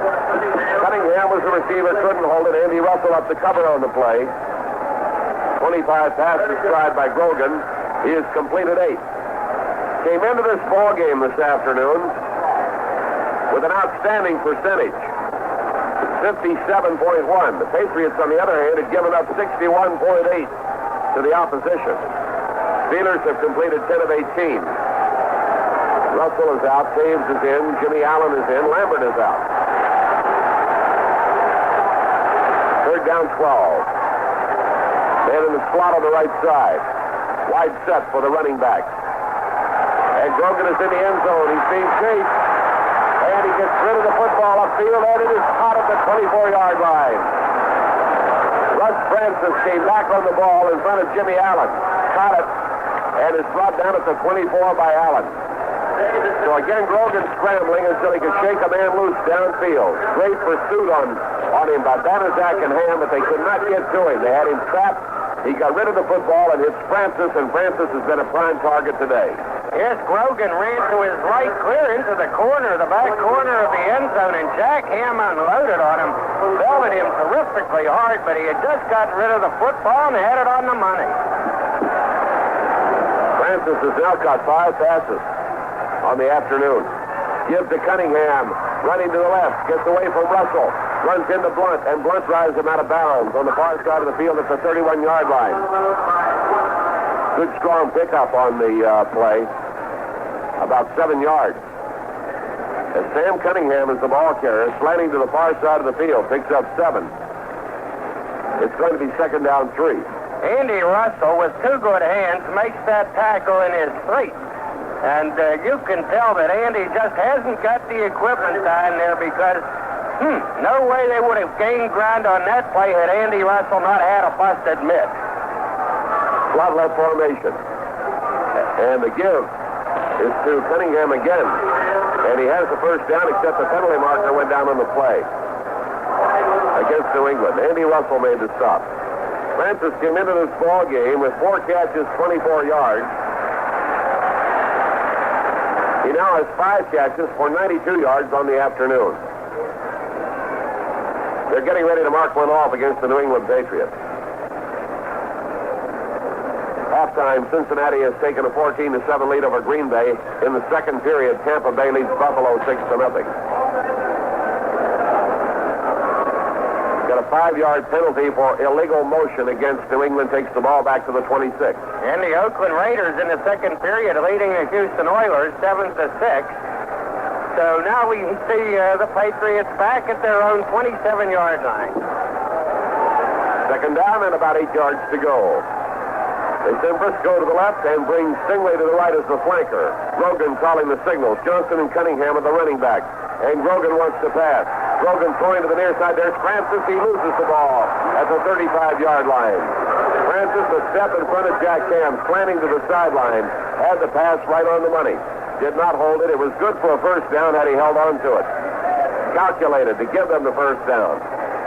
And I think it's safe to say they've changed their game plan and they're going more to the tight end today than they have in their previous 2 encounters. Well, he's a good man, Russ Francis. You want to use him. I remember when he played for the College All-Stars against the Steelers in the summer of 1975, and you can see then that he was a good ball player. That time he beat Ham, and Ham was running along behind him, probably yelling, "Please drop that, Russ, please drop it." So again, Lambert and Russell are out of there, and Taves and Allen are in for pass defense purposes. Slot right. Grogan back. Grogan throwing, and it is caught on the near side of the field at the 40-yard line. Andy Johnson tiptoes, but his momentum takes him out of bounds at the 41.5-yard line. He beat Jimmy Allen on this side of the field. Made a nice catch and tried to tiptoe on the sideline, couldn't stay in, and went out at the 41.5. New England with its 10th first down, 28 passes tried. That is the 10th one completed. And for Johnson, that is his second catch of the afternoon. Ball marked in at the near inbounds marker. They deploy. Marlon Briscoe to the far side of the left. They put Stingley in the slot over there. Grogan on 1st and 10. play action fake. Back to throw to the far side. Got a man going down the sideline, and he hits him in Steeler territory. That is Stingley, and he's in there for a touchdown. Stingley tripping along the sideline. We could not tell if he stayed in bounds. He took the ball around the 15-yard line and stayed in bounds. Mel Blunt and J.T. Thomas over covering on the play, and he galloped into the end zone, and the Patriots have taken the lead. You betcha. Stingley down the left sideline. He beat Mel Blunt. A touchdown play covering 59 yards. Grogan unloading. J.T. Thomas coming over there trying to help out Mel Blunt, but Blunt was beaten, and Stingley took that ball and walked the chalk on the far side of the field to give the Patriots the lead 22-20 with 6 minutes and 22 seconds remaining in the third period. All right, the try for the point. John Smith. Ball is down. Smith kicks it. It is good. So on a beautiful pass play covering 48.5 yards downfield. The Patriots have taken a 23-20 lead over the Pittsburgh Steelers. Well, I'll tell you, the Steeler defense has been just super in the first half of overcoming those 6 fumbles by the offense, but in the second half, they haven't been all that tough. The Patriots that time, well, they had started back at their own 70-yard line, let's remember. So in all, they drove 93 yards for that score. The big play being the 59-yard touchdown throw Grogan to Stingley. And, you know, there were several close calls for New England. The time that Grogan running to his right into the corner of the end zone fired the pass just as Jack Ham cracked into him, but he completed it. You've got to look back and say that was a big play. And then the time, as I told you, when it appeared to me that Andy Russell failed to stop a sweep to the left, probably because he just doesn't have good use of one of his hands. These little things hurt the Steelers on that drive by New England, and so we find the New York Patriots are for real. They're leading in this ballgame 23-20. Last week they whipped the Miami Dolphins 30-14. They mean business.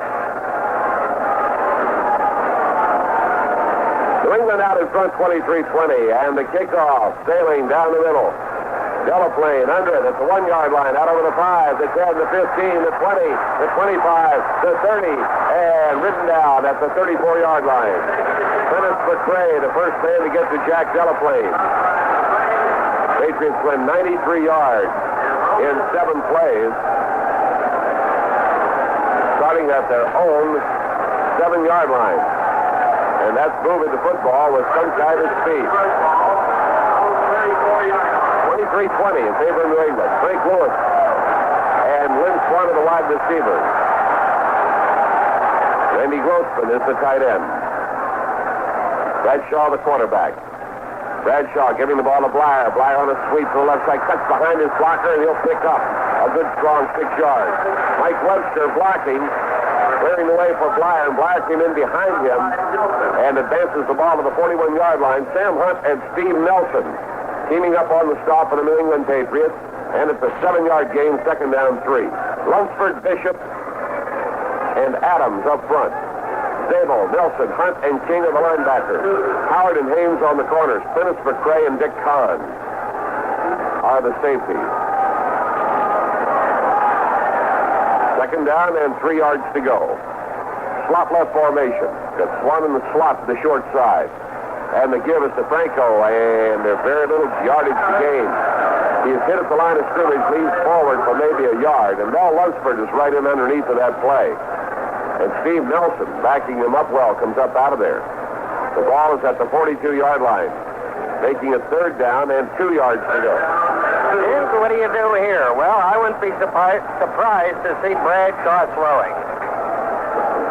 He's out there at his own 42-yard line. Ray Penny has replaced Jerry Mullins at right tackle for the Steelers. Bradshaw goes back. Bradshaw has time, and he fires to Grossman at the 48-yard line, and Grossman continues to fight along the 48 and is brought down. Randy Grossman coming off that tight end spot, and across along the 48-yard line. Takes another pass. Steve King makes the tackle. Bradshaw's 19th pass. His 11th completed, and Grossman catching his 4th of the day. tight ends have been great targets. They spot the ball at the 49, 1st and 10. Steelers 14th first down. Shifting Franco a step to the right. Pitch out to Franco. He looks for an opening. They're after him, trying to get outside. They got him back at the 45-yard line. No protection. Bob Howard and Steve Nelson in pursuit of Harrison. Nowhere for him to go with the New England defense swarming after him. And they're marking the ball back up to the 46, and that's a generous move. They knocked him down at the 45. Well, they were there to meet Franco on the sweep, but still in all, if he doesn't stop and do a little dancing in place trying to figure out alternatives, he at least gets back to the line of scrimmage. Instead, as it was, he loses 3 yards. Tony McGee comes in as an extra lineman, replacing linebacker Sam Hunt. 4-down lineman for the New England Patriots. Slot left formation for Pittsburgh. Bradshaw fakes to Blyer. He's back to throw. They're coming after him. Throws up to the New England 45 to Grossman. Kneeling, taking the ball, and stopped by Steve Nelson. Grossman hooking at the 45 and kneeling to take the ball. Is stopped there. 20th pass by Bradshaw. The 12th completed. And Grossman has now caught 3 in a row. And the rookie, Ray Penny, is clearly holding on the play, clutching a guy by the shirt who's going down Bradshaw's throat. But I'm not going to tell the officials because they didn't see it. In the slot wide to the left of the near side is Lynn Swan. Split in this direction is Lewis. Bradshaw backs up. Pumps once. Almost caught back there. Breaks the tackle. Now he's stopped again. Now he throws too high for Blyer. Down at the New England 37. Boy, did they have pursuit on Bradshaw. Tony McGee came in high over him and leaped and tried to get him, and Bradshaw ducked out away from him. They continued to pursue him, and he finally unloaded the ball down toward Blyer, threw it too high. We play today without Stallworth. Keep that in mind. We play without Clack, and we play without Gravel from the offensive unit. Swan returned today, and Lewis returned. Steve Bell has been in on one return situation.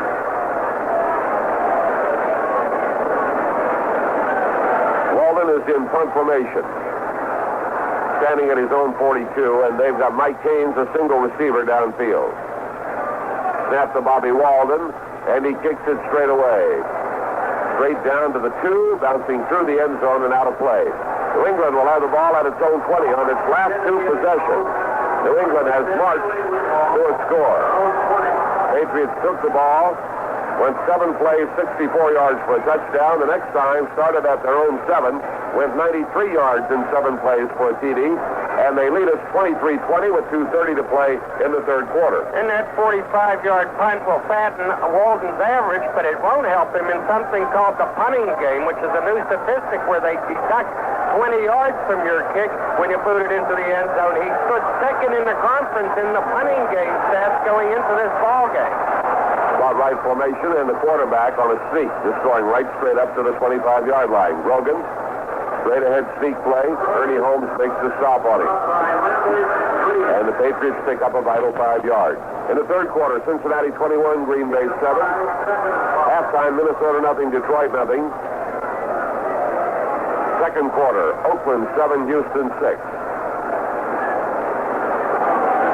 It is second down 5. Slot right. Rogan calling the signal.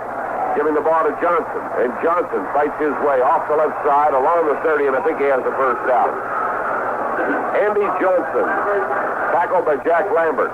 He slammed it off the left side and was moving laterally. And he has the first down just over the 30-yard line. New England's 12th of the afternoon. First down 10. Lambert made contact with Johnson 2 yards short of the sticks, but Johnson, running real hard, just refused to let Jack drag him down. Carried Jack flat with him to make the first down at the 31-yard line. Donnie Shell has replaced Clint Edwards at safety. Jim Allen has replaced J.T. Thomas on the left corner. First down 10, New England. Rogan. Handoff goes to Johnson, running to the right. And he's caught at the 30 and brought down. Tackle made by Jack Ham. He was trying to make a turn at the 30-yard line, and Ham had him around the ankles. Brought him down as he leans forward to the 31.5-yard line. Gain of about a yard on the play, second down 9. Greenwood, Green, Holmes, White. Up front, Ham, Lambert, Russell, the backers. Allen and Blunt on the corners. Wagner and Shell of the safety. Sellout crowd here today on a drizzly afternoon at Three Rivers, chanting defense. 23-20 in favor of the Patriots. 45 seconds to play in the third quarter. The slot man's to the left. Grogan is back. Grogan is looking. Grogan fires downfield. Open man. That's Francis at the Pittsburgh 30 over the 25 and pushed out of bounds at the 21-yard line. Russ Francis, the tight end, coming outside right Wagner to the near side.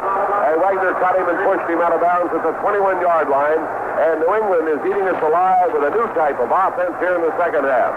Well, Joe Green very nearly sacked the quarterback. He seemed to be a lead pipe cinch to sack him when Bill Renkitis came in from the sideline, Joe. He's the center. He had dropped back trying to take Joe out of there, and he did. It could have been called a clip, in my opinion, but obviously the officials don't agree with me or didn't see it because they give the pass to pass, and they are now down at the Steelers' 21-yard line. How about that?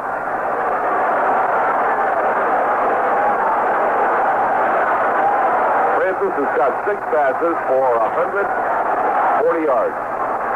What an afternoon. Slot right.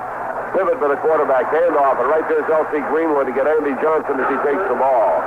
Greenwood had him from behind. Jack Lambert, the middle linebacker, was plugging the gap.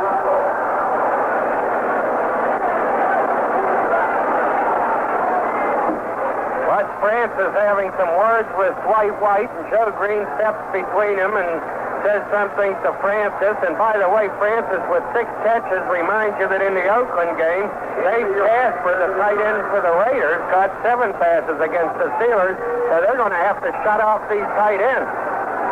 Second down and 9, just outside the Pittsburgh 20. Shifting out of that wishbone offense into a standard throw. Flanker left, split end right. Here's Grogan back. Grogan's looking, plenty of time. Down the middle, completes it to the 7-yard line to Darryl Stingley. Stingley down and in sharply, running across in front of the goal.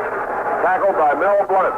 They've advanced the ball to the Pittsburgh 7-yard line. First down and goal to go for the New England Patriots. We're at the end of the third quarter with a score. New England 23, Pittsburgh 20.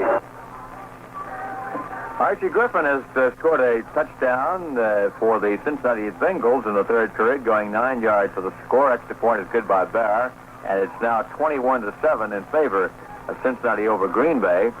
Checking some of the other scores. In the third period, Miami 3, New York Jets nothing. Halftime, no score between Detroit and Minnesota. Halftime, Buffalo 7, Tampa Bay 6. In the second period, Oakland leads Houston 7-6. Halftime, Chicago nothing, Atlanta nothing. In the second period, New Orleans leads Kansas City. Score there is 10-7. Later start, we'll have the New York Giants at Los Angeles, Cleveland at Denver, San Francisco at Seattle, St. Louis at San Diego, and the big one, Baltimore at Dallas. On Monday night, Washington at Veterans Stadium to play the Philadelphia Eagles. Baseball, the Phillies win this game today. They're champions of the East. They lead at the end of 7 over Montreal 4-1. The Steelers in serious trouble as we enter the fourth quarter. They trail the New England Patriots 23-20. The Patriots now at the Steelers' 7-yard line. And this drive began back on their own 20. It was, of course, a long pass to Russ Francis that carried them most of the distance.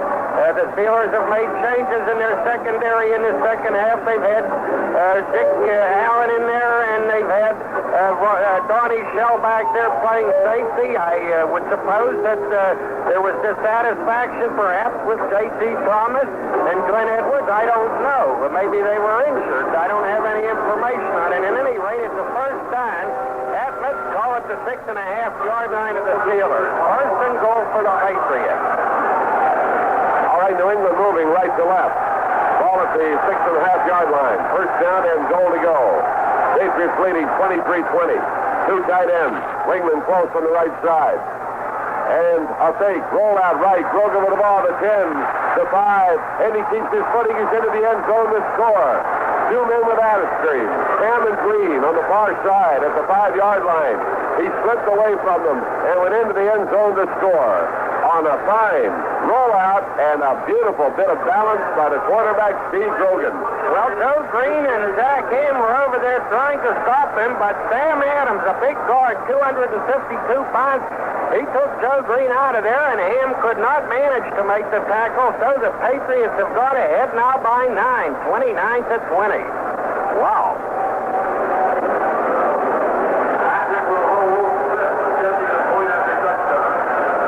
Smith will try for the point. His holder is Mike Patrick at the 10. Ball is down. He kicks it. It is up there. It is good. New England has taken a 30-20 lead over the Pittsburgh Steelers. And as we prepare for the kickoff, we'll be right back. As mentioned a moment ago, the Phillies need a victory today over Montreal in the first of a doubleheader at Jarry Stadium in Montreal, Canada, or a loss by Pittsburgh at St. Louis. But it looks like they'll do it on their own. After 7.5, the Phils lead the Expos 4-1. Big blow by the Phillies was Greg Luzinski's 21st homer of the year in the 6th with 2 men on base. That broke a 1-1 tie. Meanwhile, Pittsburgh, after 4.5, are tied up with St. Louis 1-1. Denny for St. Louis and Keeson for Pittsburgh. Jim Lonborg, looking for a 17th victory, is on the hill for the Phillies in the game at Montreal. In the American League, the Oakland game at Chicago was rained out.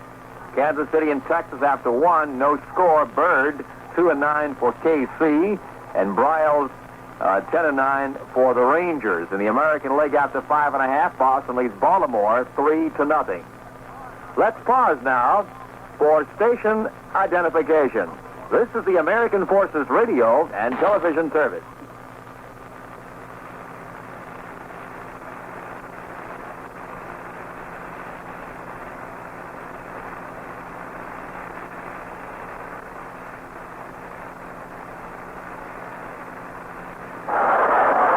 Down to the 5-yard line. Delaplane out over the 10 to 15, up to the 20, fighting his way laterally short of the 25-yard line. It is knocked down on the far side of the field.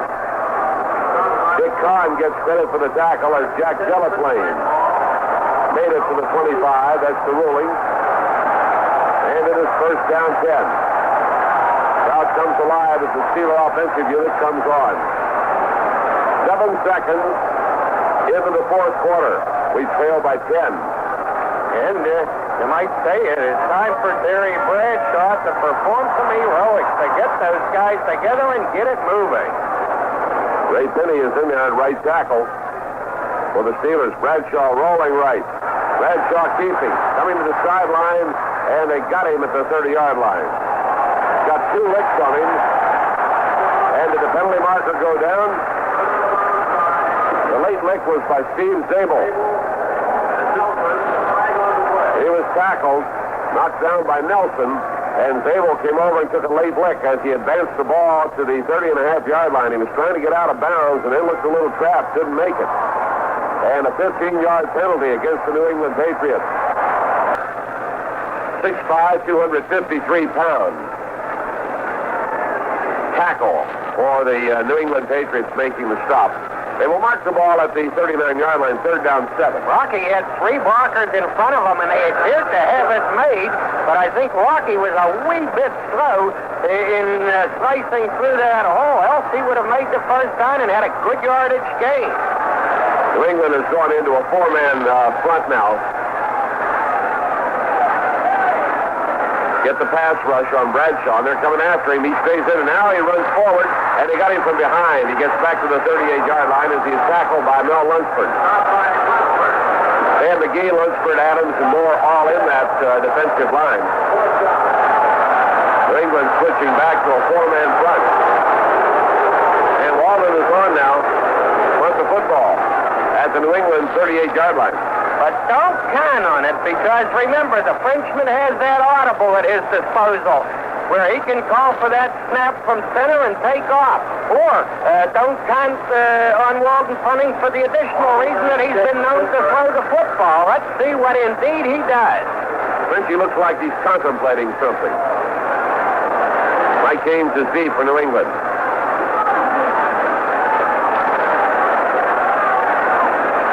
Well, he took too long.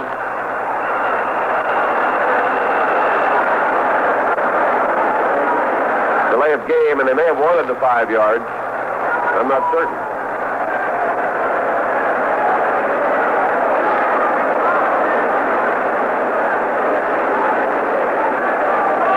Possibly figuring that, I'm not exactly certain. It may have been a miscalculation. They may have wanted the extra 5 yards for Walden's punting. I think they were looking over the options, too, but New England was aware of all the options I just mentioned, and they were playing it loose. There's the snap. And Walden kicks it to the far corner, and it takes the New England bouncing this into the end zone. Bobby Walden landed the ball at the 8-yard line, and it was headed toward the coffin corner. And it took the wrong bounce, bounced to the right, and went down into the end zone. And New England, on the touchback, takes over at its own 20. In its last 3 possessions, New England has scored each time. We'll be right back. Well, check the scoreboard again. Still nothing further on Miami and New York Jets. In the second period, it's 3-0 in favor of the Dolphins. Minnesota-Detroit, after 3 quarters, it's all tied up at 3-3. Third period, Buffalo holding on to Tampa Bay 7-6. Halftime, Oakland leads Houston 7-6. No score at halftime, Atlanta and Chicago. New Orleans leads Kansas City in the second period 10-7. Third period, Cincinnati leading Green Bay 21-7. Baseball, after 7.5 innings of play in the first game, the Phillies still lead Montreal by a score of 4-1. After 4.5, it's Atlanta 4, San Diego 3. After 5, St. Louis now in front of Pittsburgh 3-1, scoring twice in the home fifth. In the American League, Milwaukee at Cleveland rained out. Also, New York and Detroit was postponed because of rain. So was Oakland at Chicago. Donnie Shell has replaced Mike Wagner. Jimmy Allen is in there for the Steelers. Hand off to Johnson. Sweeping to the left, turning the corner. Penalty marker goes down behind him as he is knocked down around the 28-yard line. New England has not had a strong running game today. Passing-wise, they've thrown 30 times, completing 13 for 257 yards. Banaszak and Edwards made the tackle. And New England is going to be cited for holding. Patriots did very well turn more to the running game now as they work the clock. This will hurt them a little. It'll be first down and 20.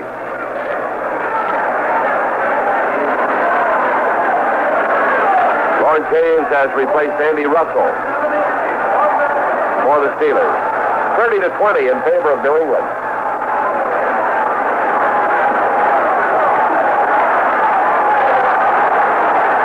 All right, New England out of the huddle. Running back to wide. 2 wide men to the right.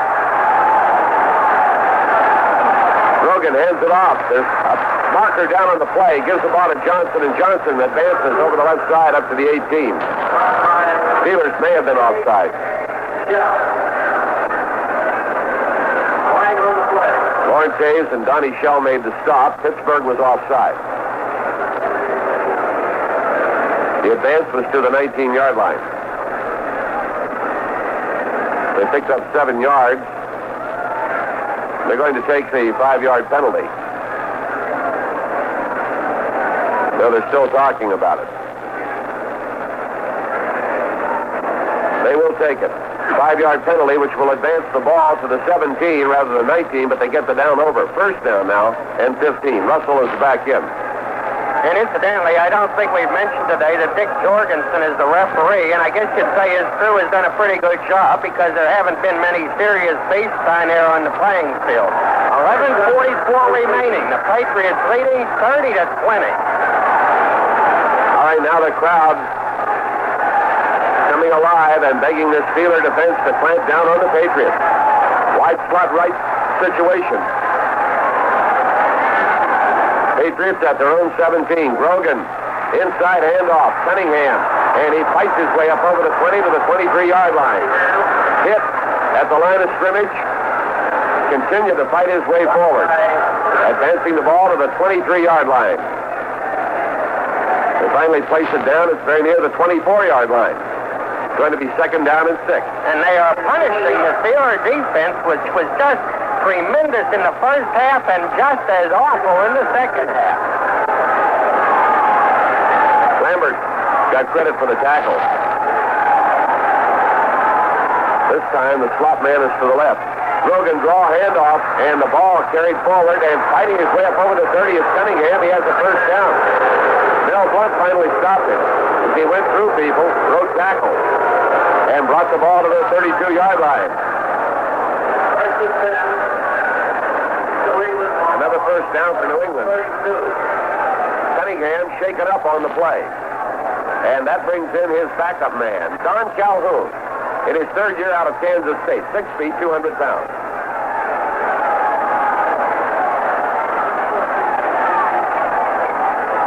Slot left formation. Give inside, and Calhoun breaks it up the middle to the 40, the 45, and off to the 47-yard line. And now they're eating up the Steeler defensive line as they bring Calhoun all the way up to the 47.5-yard line. Glenn Edwards made the tackle. 17 first downs for the Patriots. And after trailing 20-9, they took control of this ball game, and they have scored on their last 3 possessions. Slot right formation. New England had its own 47.5. And the give is to Johnson. And he flashes over the left side of the line. He's across the 50 to the Pittsburgh 48-yard line. Andy Johnson carries the ball. Jack Lambert made the tackle. And he is hurt. Well, he suffered a knee injury on that tackle, and he's bent over in some pain, I suppose. And Marv Kellum now comes into the football game replacing Jack Lambert. I don't think it's a serious injury. He jogs off the field with the slight limp, but we shall see. In any event, the Steeler defense had better start digging in because they're being slashed apart. They're giving up valuable time to this New England rushing attack. It's now 9 minutes and 30 seconds remaining and a 10-point deficit to overcome for the Steelers. Second down and 6 yards to go. New England at the Pittsburgh 48-yard line. They had a man in motion illegally to get the ball to Johnson, and Johnson coming to the left is brought down. Hitting him high was Steve Burnett, and getting him low was John Banaszak. Illegal motion against New England as they had a man jump the snap. Don Calhoun. Johnson is shaken up, Jack, from that hard hit by Burnett around the head. And Lambert is coming back out. I think he cut something in the thigh on the left leg, and he's readjusting his uniform. They apparently took a look at it, and Lambert is back in there. Pittsburgh declines the penalty. It's going to be third down and 6 at the 48 as they stop that play at the line of scrimmage. JT comes back out. Taves comes out. Now Lambert comes off the field after going on. Now we're sending 2 men off, leaving us with only 10 men out there. Russell's going back. Now Furness is going back. Now we got too many men out there. There's a little confusion in the Steeler ranks.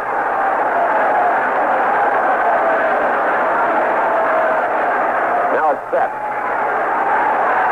Johnson is out and Jeff Phillips is in as a running back. Slot left, flanker right. Grogan wants to throw. Grogan breaks the tackle. Grogan runs down over the 40, the 35, the 30. Dives down over the 25 to the Steeler 24-yard line.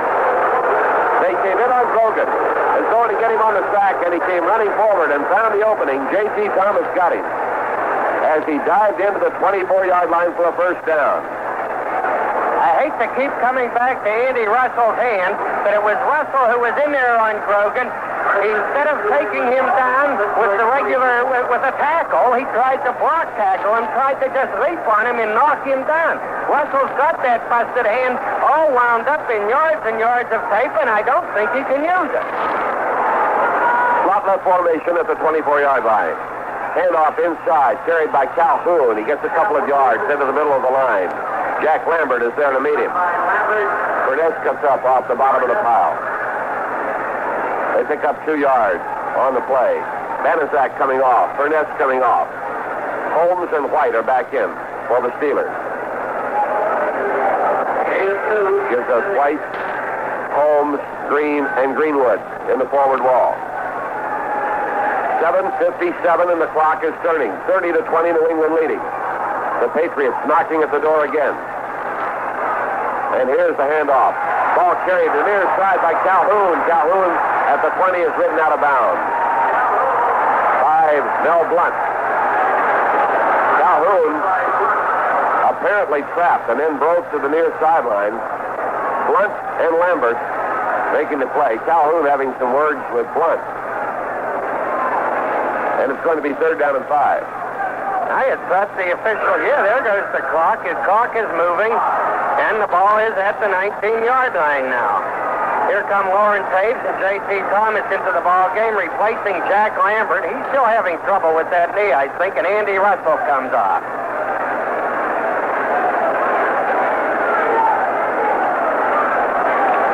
New England out of the huddle. Sending Stingley wide to the right. Putting Phillips in the slot to the right. Rogan throwing to the far side, and it is caught incomplete. At the 10-yard line on the far side, Stingley caught it, but he was out of bounds, covered by J.T. Thomas. An incomplete pass. And New England will go for a field goal. And, of course, a field goal will give them a 13-point lead, and the only way the Steelers will then be able to overtake them will be with 2 touchdowns and 2 extra points. So a field goal will look mighty sweet to Chuck Fairbanks, the New England Patriots head coach, who has a team that's up and coming, beat Miami last week, and is cashing in on the Steelers this afternoon. Smith trying for his 4th field goal. This from the 27-yard line, a 37-yard attempt. Kicks with the left foot, a sidewinder. 37-yard try. It's long enough. It is high enough, and it is off to the side. So the Steelers will take over. Well, there is a break for the Steelers, and when you get one like that, if you do have anything left in your ball cup, maybe that gives you that lift that you need. There's plenty of time, Ward knows, because there's 6:54 left, and you know what the Raiders did to the Steelers in less than 5 minutes. So the crowd is up. They think that maybe perhaps is the sign, the signal to the Steelers, okay, guys, now it's your turn. But to be factual about it, to be realistic, the Steelers have been a bad ball team in this second half. They haven't done it on offense except for an early touchdown drive that came right at the start of the second half. Since then, nothing on offense, nothing that has really threatened, and the only improvement you can see in them in the second half is that they haven't fumbled after giving up the ball 6 times on fumbles in the first half. But all right, New England, they have been shredding the Steelers defense, and they've been putting the points on the board. Now it's going to be up to their defense to hold the Steelers. 6:54 remaining, and the Steelers trailing 30-20. Let's see what Terry Bradshaw and Chaz Noll have in mind.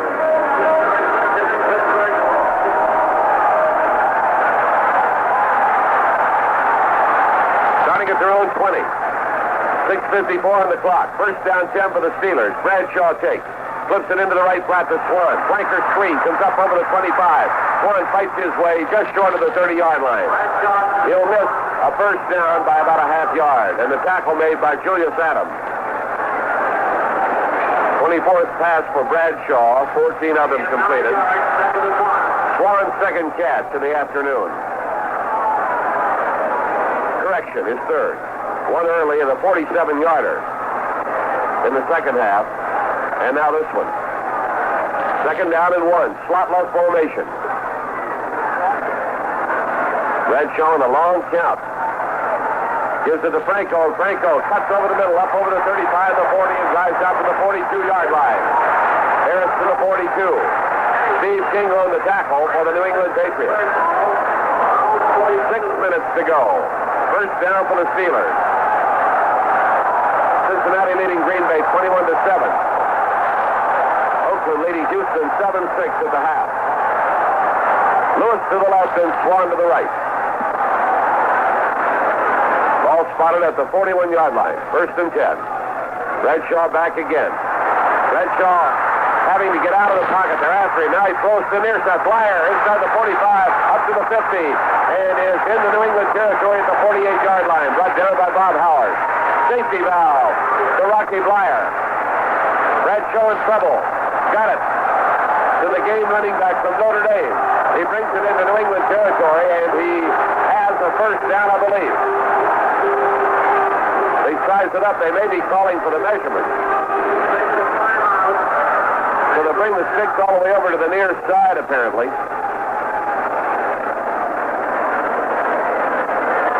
Now they're bringing the ball back. They'd taken the ball in.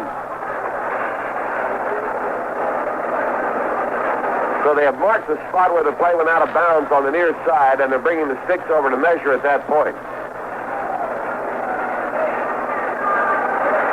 First down, number 18 for the Steelers.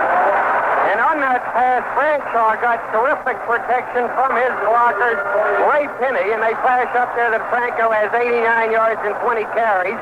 Ray Penny was knocked to his knees by his opponent, but the blow knocked the opponent down as well, and then Penny got to his feet and they went at it again. He's just a rookie, but he's played a lot of ball in there today. He's seen a lot of action.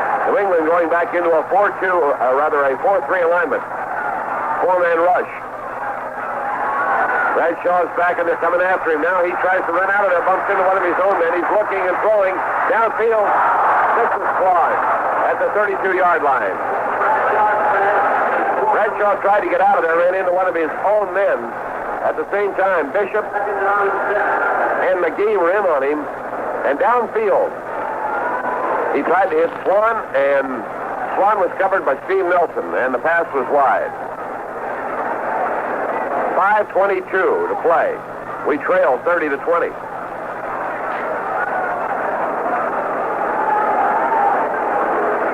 Second down 10 at the New England 48-yard line. Sending Lewis to the left and Swan to the right.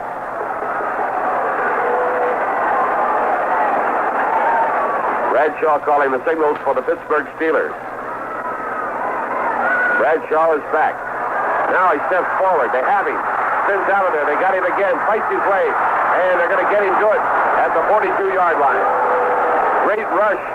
And Bradshaw fighting to get away. Stopped by Lunsford and Bishop and thrown back at the Pittsburgh 42-yard line. As New England uncorks a vicious pass rush. A loss of 10 yards on the sack. Gordon Gravel has come into the ball game.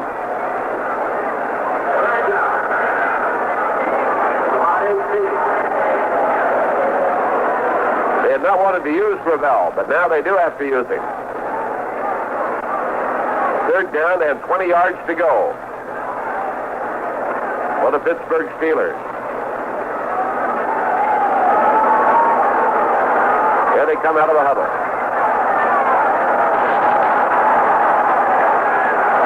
Clock is turning. 4 minutes and 50 seconds to play in the ball game. And we need a bomb.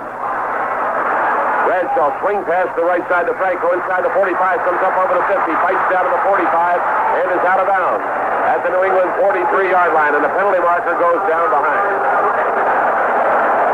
Penalty marker down behind the play. Holding call against the Steelers.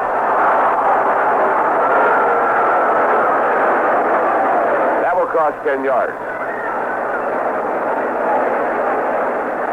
Stepping off 10 yards from the 42-yard line. Takes the ball back to the 32. Got Ray Mansfield that time. So it is third down and 30.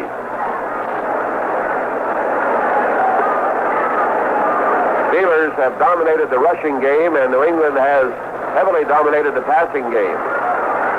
And New England with about 380 yards total offense in the game. Bradshaw on 3rd and 30. Bradshaw firing downfield, too high for Grossman. Over his head, almost intercepted at the New England 40. Dennis McCrae zeroed in on the ball as it came too high for Randy Grossman, sailed over his head. McCrae tried for the interception at the New England 40 unsuccessfully. An incomplete pass. And the Steelers will have to give it up.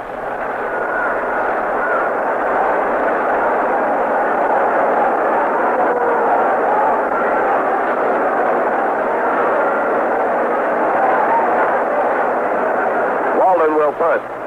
And deep for New England. Mike Haynes. sets himself up around the Patriot 30-yard line. Snap to Bobby Walden. And his punt. Carries over to the far side at the 25. Bobbled, it's loose, but recovered. Tough break. Mike Haynes bobbled it and recovered it at the 30.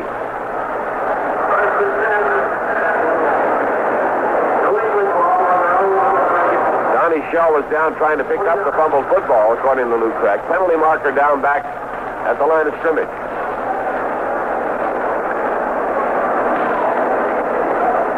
So another consultation. Illegal man downfield against the Steelers declined by the New England Patriots. So the Patriots take over at their own 29-yard line, but they spot the football. 4:23 to play in the ball game. New England leading by 10 points.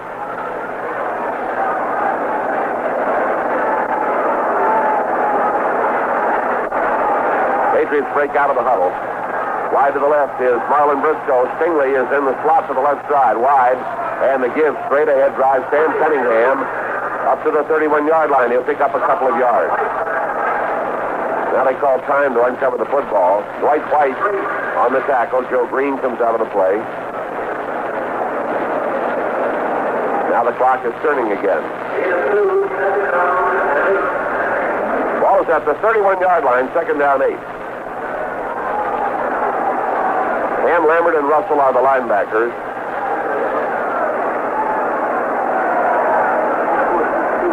Mike Wagner is back in as a safety, and Shell remains in.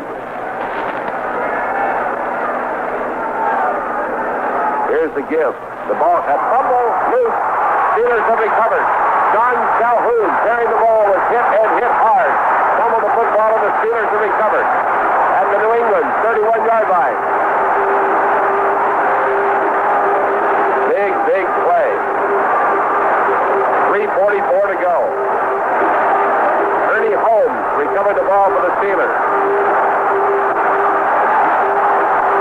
That's the third New England fumble. Patriots have lost 2 of them.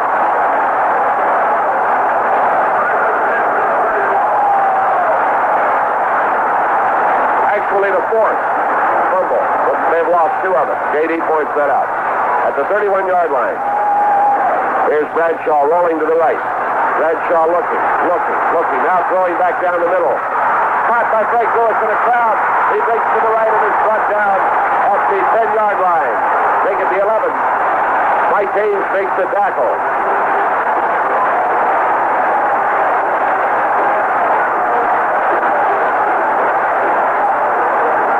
So a pass to Lewis. Goes to the 11.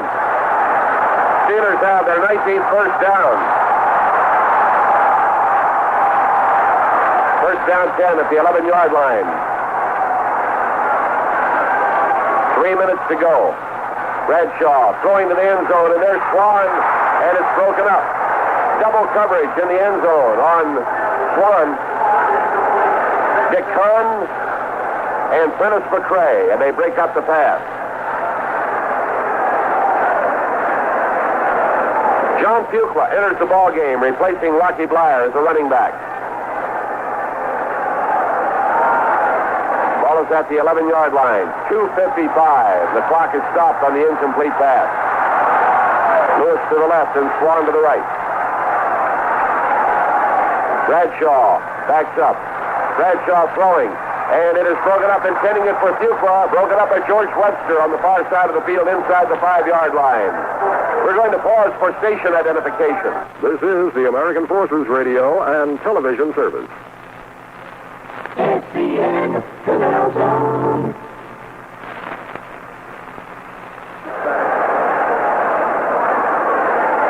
New England's fumble tied the record for the most fumbles in a game. It stood 1943, 10 of them today. That was against the Giants. Blyer is in place of Fuqua now. That's for both clubs. 6 Pittsburgh and 4 for New England. Bradshaw back, steps forward, throws. Randy Grossman. Randy Grossman beats the linebacker, Steve Zabel. Great catch. Great pass. Right on the nose. Randy Grossman takes it in the end zone for the touchdown. And he beats Abel on the play.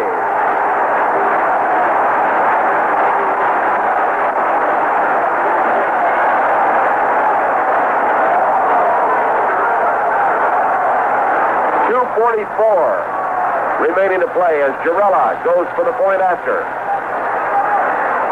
It's an important one. It's down. Girella kicks it.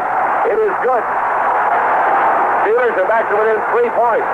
30-27. 4 plays. 31 yards. Scoring pass, 11 yards to Randy Grossman. 30-27. 30th pass by Bradshaw. 16th Scott. Grossman's 7th catch of the afternoon. 69 yards Grossman has in pass reception. Rain falling again here at Three Rivers Stadium. And Girella will kick it off on the 35-yard line. 2 minutes and 44 seconds to play.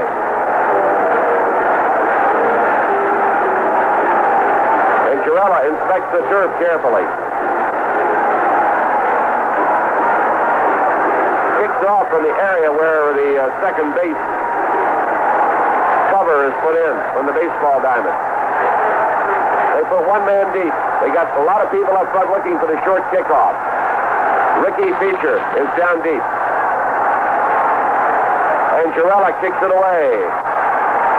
Feature at the 2, out over the 5, the 10, the 15, the 20. Puts his head down, comes over the 25, and goes down at the 26-yard line. Ricky Feature on the return. Johnny Shell down at the bottom of the play, and with him, Marv Kellum. And now the crowd chanting defense. Clock stop with 2:35 to play. Steelers trailing 30-27. The Patriots have the ball at their own 26-yard line. And we need another big play. Another miracle. What a ball game this has been. Both ends are tight for the Patriots. Flanker wide to the right. They'll try to hold on to the football. They hand it off. Here's Cunningham coming out to the left. He's sailed at the 25-yard line. Johnny Shell got him. Aided by Mel Blunt. A yard loss on the play as they sent Cunningham to the left. And he was nailed by Donnie Shell. Clock says 2:20. And timeout has been called by Pittsburgh.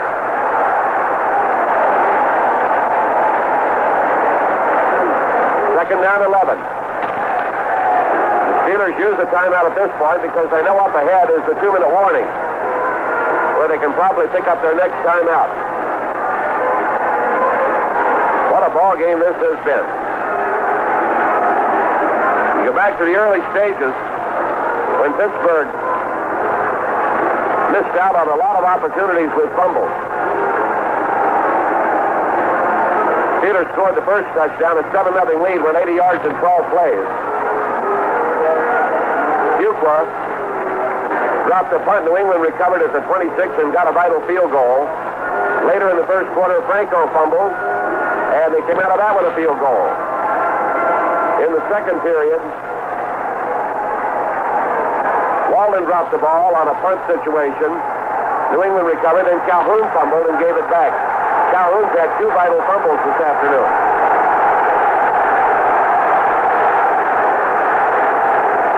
Second down 11.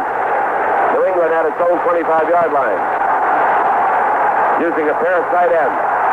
Flanker wide right. Here's a give to Cunningham, slashing into the right side of the line, and he stopped short of the 30 at the 29-yard line. Cincinnati has defeated Green Bay 28-7. This game is vital now. Mike Wagner gets the tackle along with Jack Lambert. And the clock is turning down to 2 minutes. The automatic timeout comes. Steelers football continues after this timeout. Well, the Philadelphia Phillies have clinched the National League East title.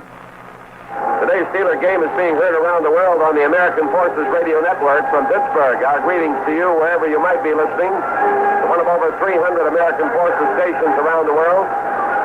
We hope you're enjoying today's game. New England. 2 minutes to go. The Patriots, 3rd and 7 at their own 29-yard line. Briscoe wide left. Wide slot to the left. Darrell Stingley. Quarterback Steve Grogan. Big play. Draw, handoff. It's Dale for the Steelers at the 25-yard line. He gave it to Cunningham on the draw, and Ernie Holmes was there to nail him. And now Pittsburgh calls timeout. With a minute 54. The Steelers take time. And New England will have to punt the football. They have not had to do that too often this afternoon. Delaplane and Fuqua are deep for the Steelers. What a spot for Delaplane to get a 70-yard run back for a touchdown. You think I wouldn't stand him on the air down at Salem College? Probably go out to set fire to a haystack. Mike Patrick in punt formation. At his own 10, the punt will carry right to left across your radio dial. Steelers poised for the rush. Here's the snap. Patrick has the ball. He gets it away, and it's a beauty. High and spiraling. Down to Delaplane at his own 37. Coming to the right. He's looking for a lane. Flag down, and they cut him at the 37-yard line. The tackle, as Delaplane tried to get outside of the right to the near side, made by Al Chandler. And a penalty marker goes down behind him, and we're going to be cited. They put the ball down at the 35-yard line. The marker was dropped at the 39-yard line. Another one down up at the 43-yard line. Flipping call against Pittsburgh.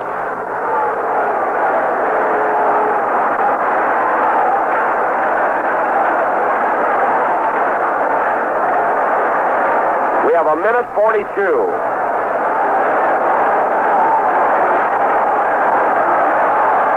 After a punt and a 15-yard penalty.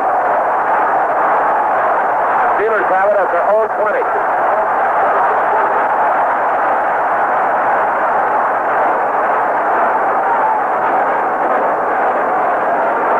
Here they come out of the huddle. First down 10 at their own 20-yard line. Minute 42 to go. Bradshaw. Back to throw. Bradshaw just fumbles the ball. It's loose. They're diving for it. It's picked up back there by Ray Mansfield. Patriot hurt on the play. This is going to take the ball all the way back near the 1 or 2 yard line.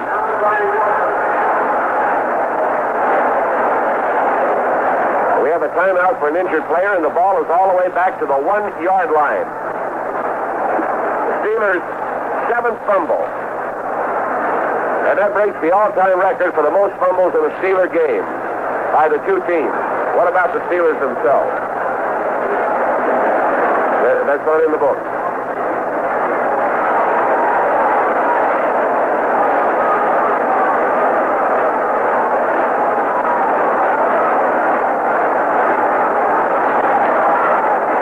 Team records. I think the most fumbles by the Steelers was 10. I think probably we're reading the wrong stat. You think so? We'll have to check that one with Joe Gordon. We have 2 timeouts remaining. The injured player, Julius Adams, is being helped off the field. Fumble recovery at the 1.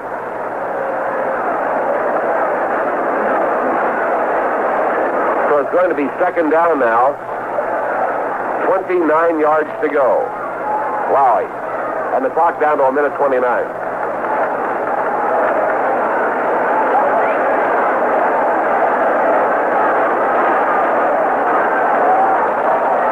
So Adams has left the ball game. McGee is in there. Moore is in. Bishop is in. Lunsford. And they've gone to a 4-3 much of the time in this second half. And Bradshaw from his own 1. He's 99 yards away. Bradshaw deep in the end zone. They're after him. Breaks out to the right. Throws. There's an open man upfield at the 20. Put by Flyer. Takes that. Warren driving over the 30 to 35 and is brought down to the far side of the field. At the 38-yard line, the clock is turning down to a minute 10. It was Warren, not Flyer. Steelers call time. down. The official is calling time. While the Patriots get back up the field. Pass to Swan at the 38-yard line. He could not get out of bounds. He was trying to. First and 10. Boy, that was a big one. Now Bradshaw has time. Looking, throwing to the far side, and it's caught in Raider territory. Caught at the 45, down to the 40, and Lewis goes out of bounds at the 38-yard line. 50 seconds. Steve Nelson finally got him. Frank Lewis, the receiver. On the far side of the field, got out of bounds at the Patriots' 38-yard line. First down now.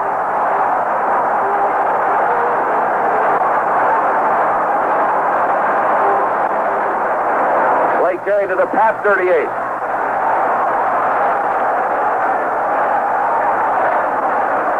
My stats are suffering. Holy smoke. 50 seconds. First and 10. I think we still got 2 timeouts. Or 1 at least.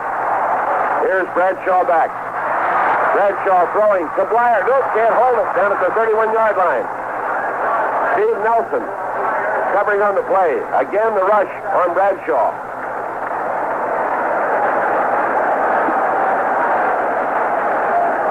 See what the Patriots are doing. They're using 4 men in their rush. It's going to be second down 10. We need about 10 more yards at least. We could use a shot to get us down about the 25 at least. Get within distance for Jarrella. Julius Adams is back into their line. They're in a standard 4-3. Bradshaw is back deep. They're coming after him. He stiff-arms the man and throws the ball downfield, gets rid of it, incomplete. A penalty marker is going down.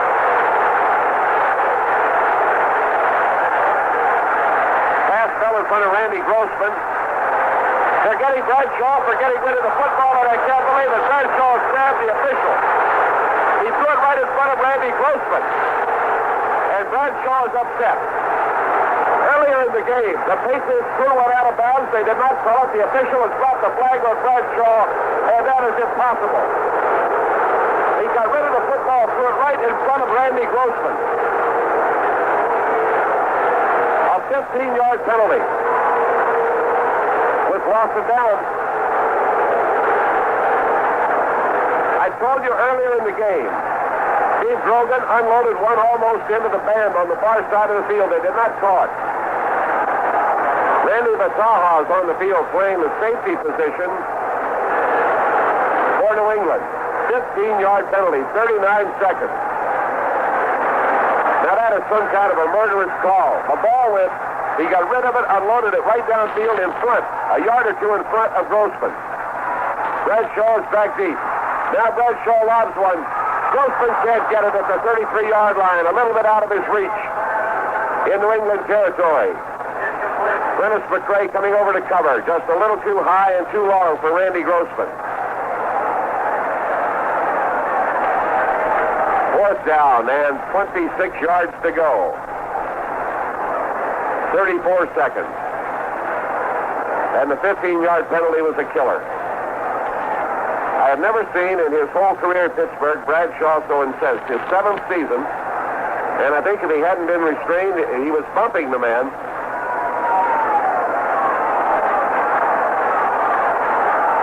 Fourth down play.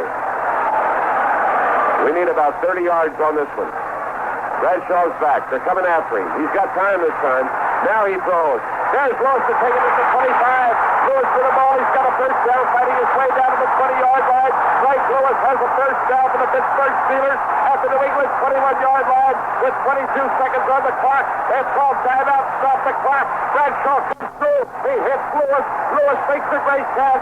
Lewis, who's been out for almost the entire preseason. Lewis back in here today for the first time in the regular campaign on a crossover pattern for the far side. Puts the ball at the 25, goes to the 21, and the Steelers have a first and 10, 22 seconds on the clock. What do you think about that? Overcoming every possible adversity. The Chicken 15-yard penalty. taking us back to a 4th and 26 situation. And Bradshaw hitting Lewis to the New England 21-yard line. Bradshaw has conferred with Chuck Noll.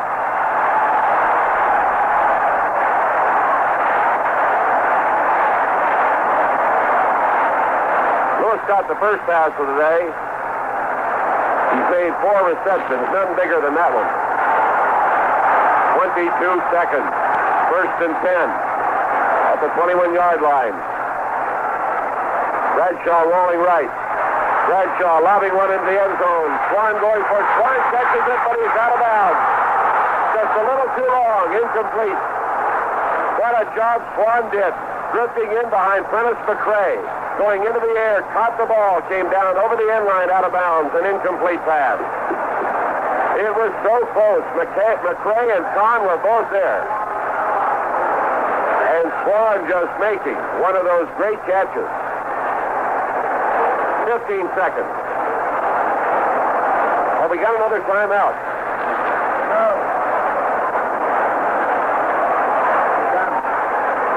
I think Noel was talking to Girella. I can't tell whether they're trying to get ready or not. If they happen to sack him, we're in real trouble. 15 seconds. They're stacked up front. Here's Bradshaw rolling to the left. Bradshaw throwing to the end zone, and it is too long. Overthrows. Now they throw the penalty marker down. What is this for?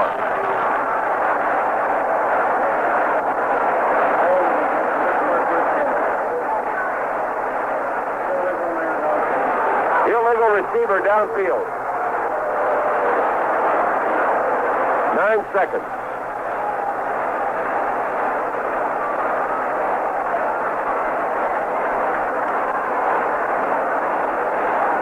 Well, that's a big 5 yards. 15 yards. 10 yards. What's he marking? 10 yards. Back to the 31-yard line. Loss of down. 9 seconds. Got to go to the sideline and try to get something, right, J.D.? Lewis and Swan are the wide receivers. Bradshaw's back. Bradshaw lobbing one over there toward Lewis, and it's too long in the far corner of the end zone. 3 seconds, and Girella comes on.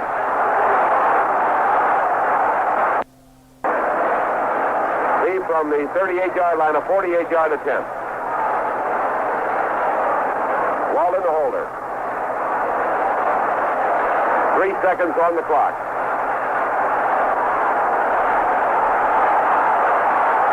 Crowd is on its feet. It's a 39-yard line, a 49-yard attempt. It is down. Girella kicks it. It is long enough. It is so good. It is to the side. A 49-yard attempt by Girella. And on the play, on the field goal try, the clock runs out. The ball game is over here at Three Rivers Stadium. And the crowd is watching in disbelief. The end of the game with the score, New England 30. Pittsburgh 27.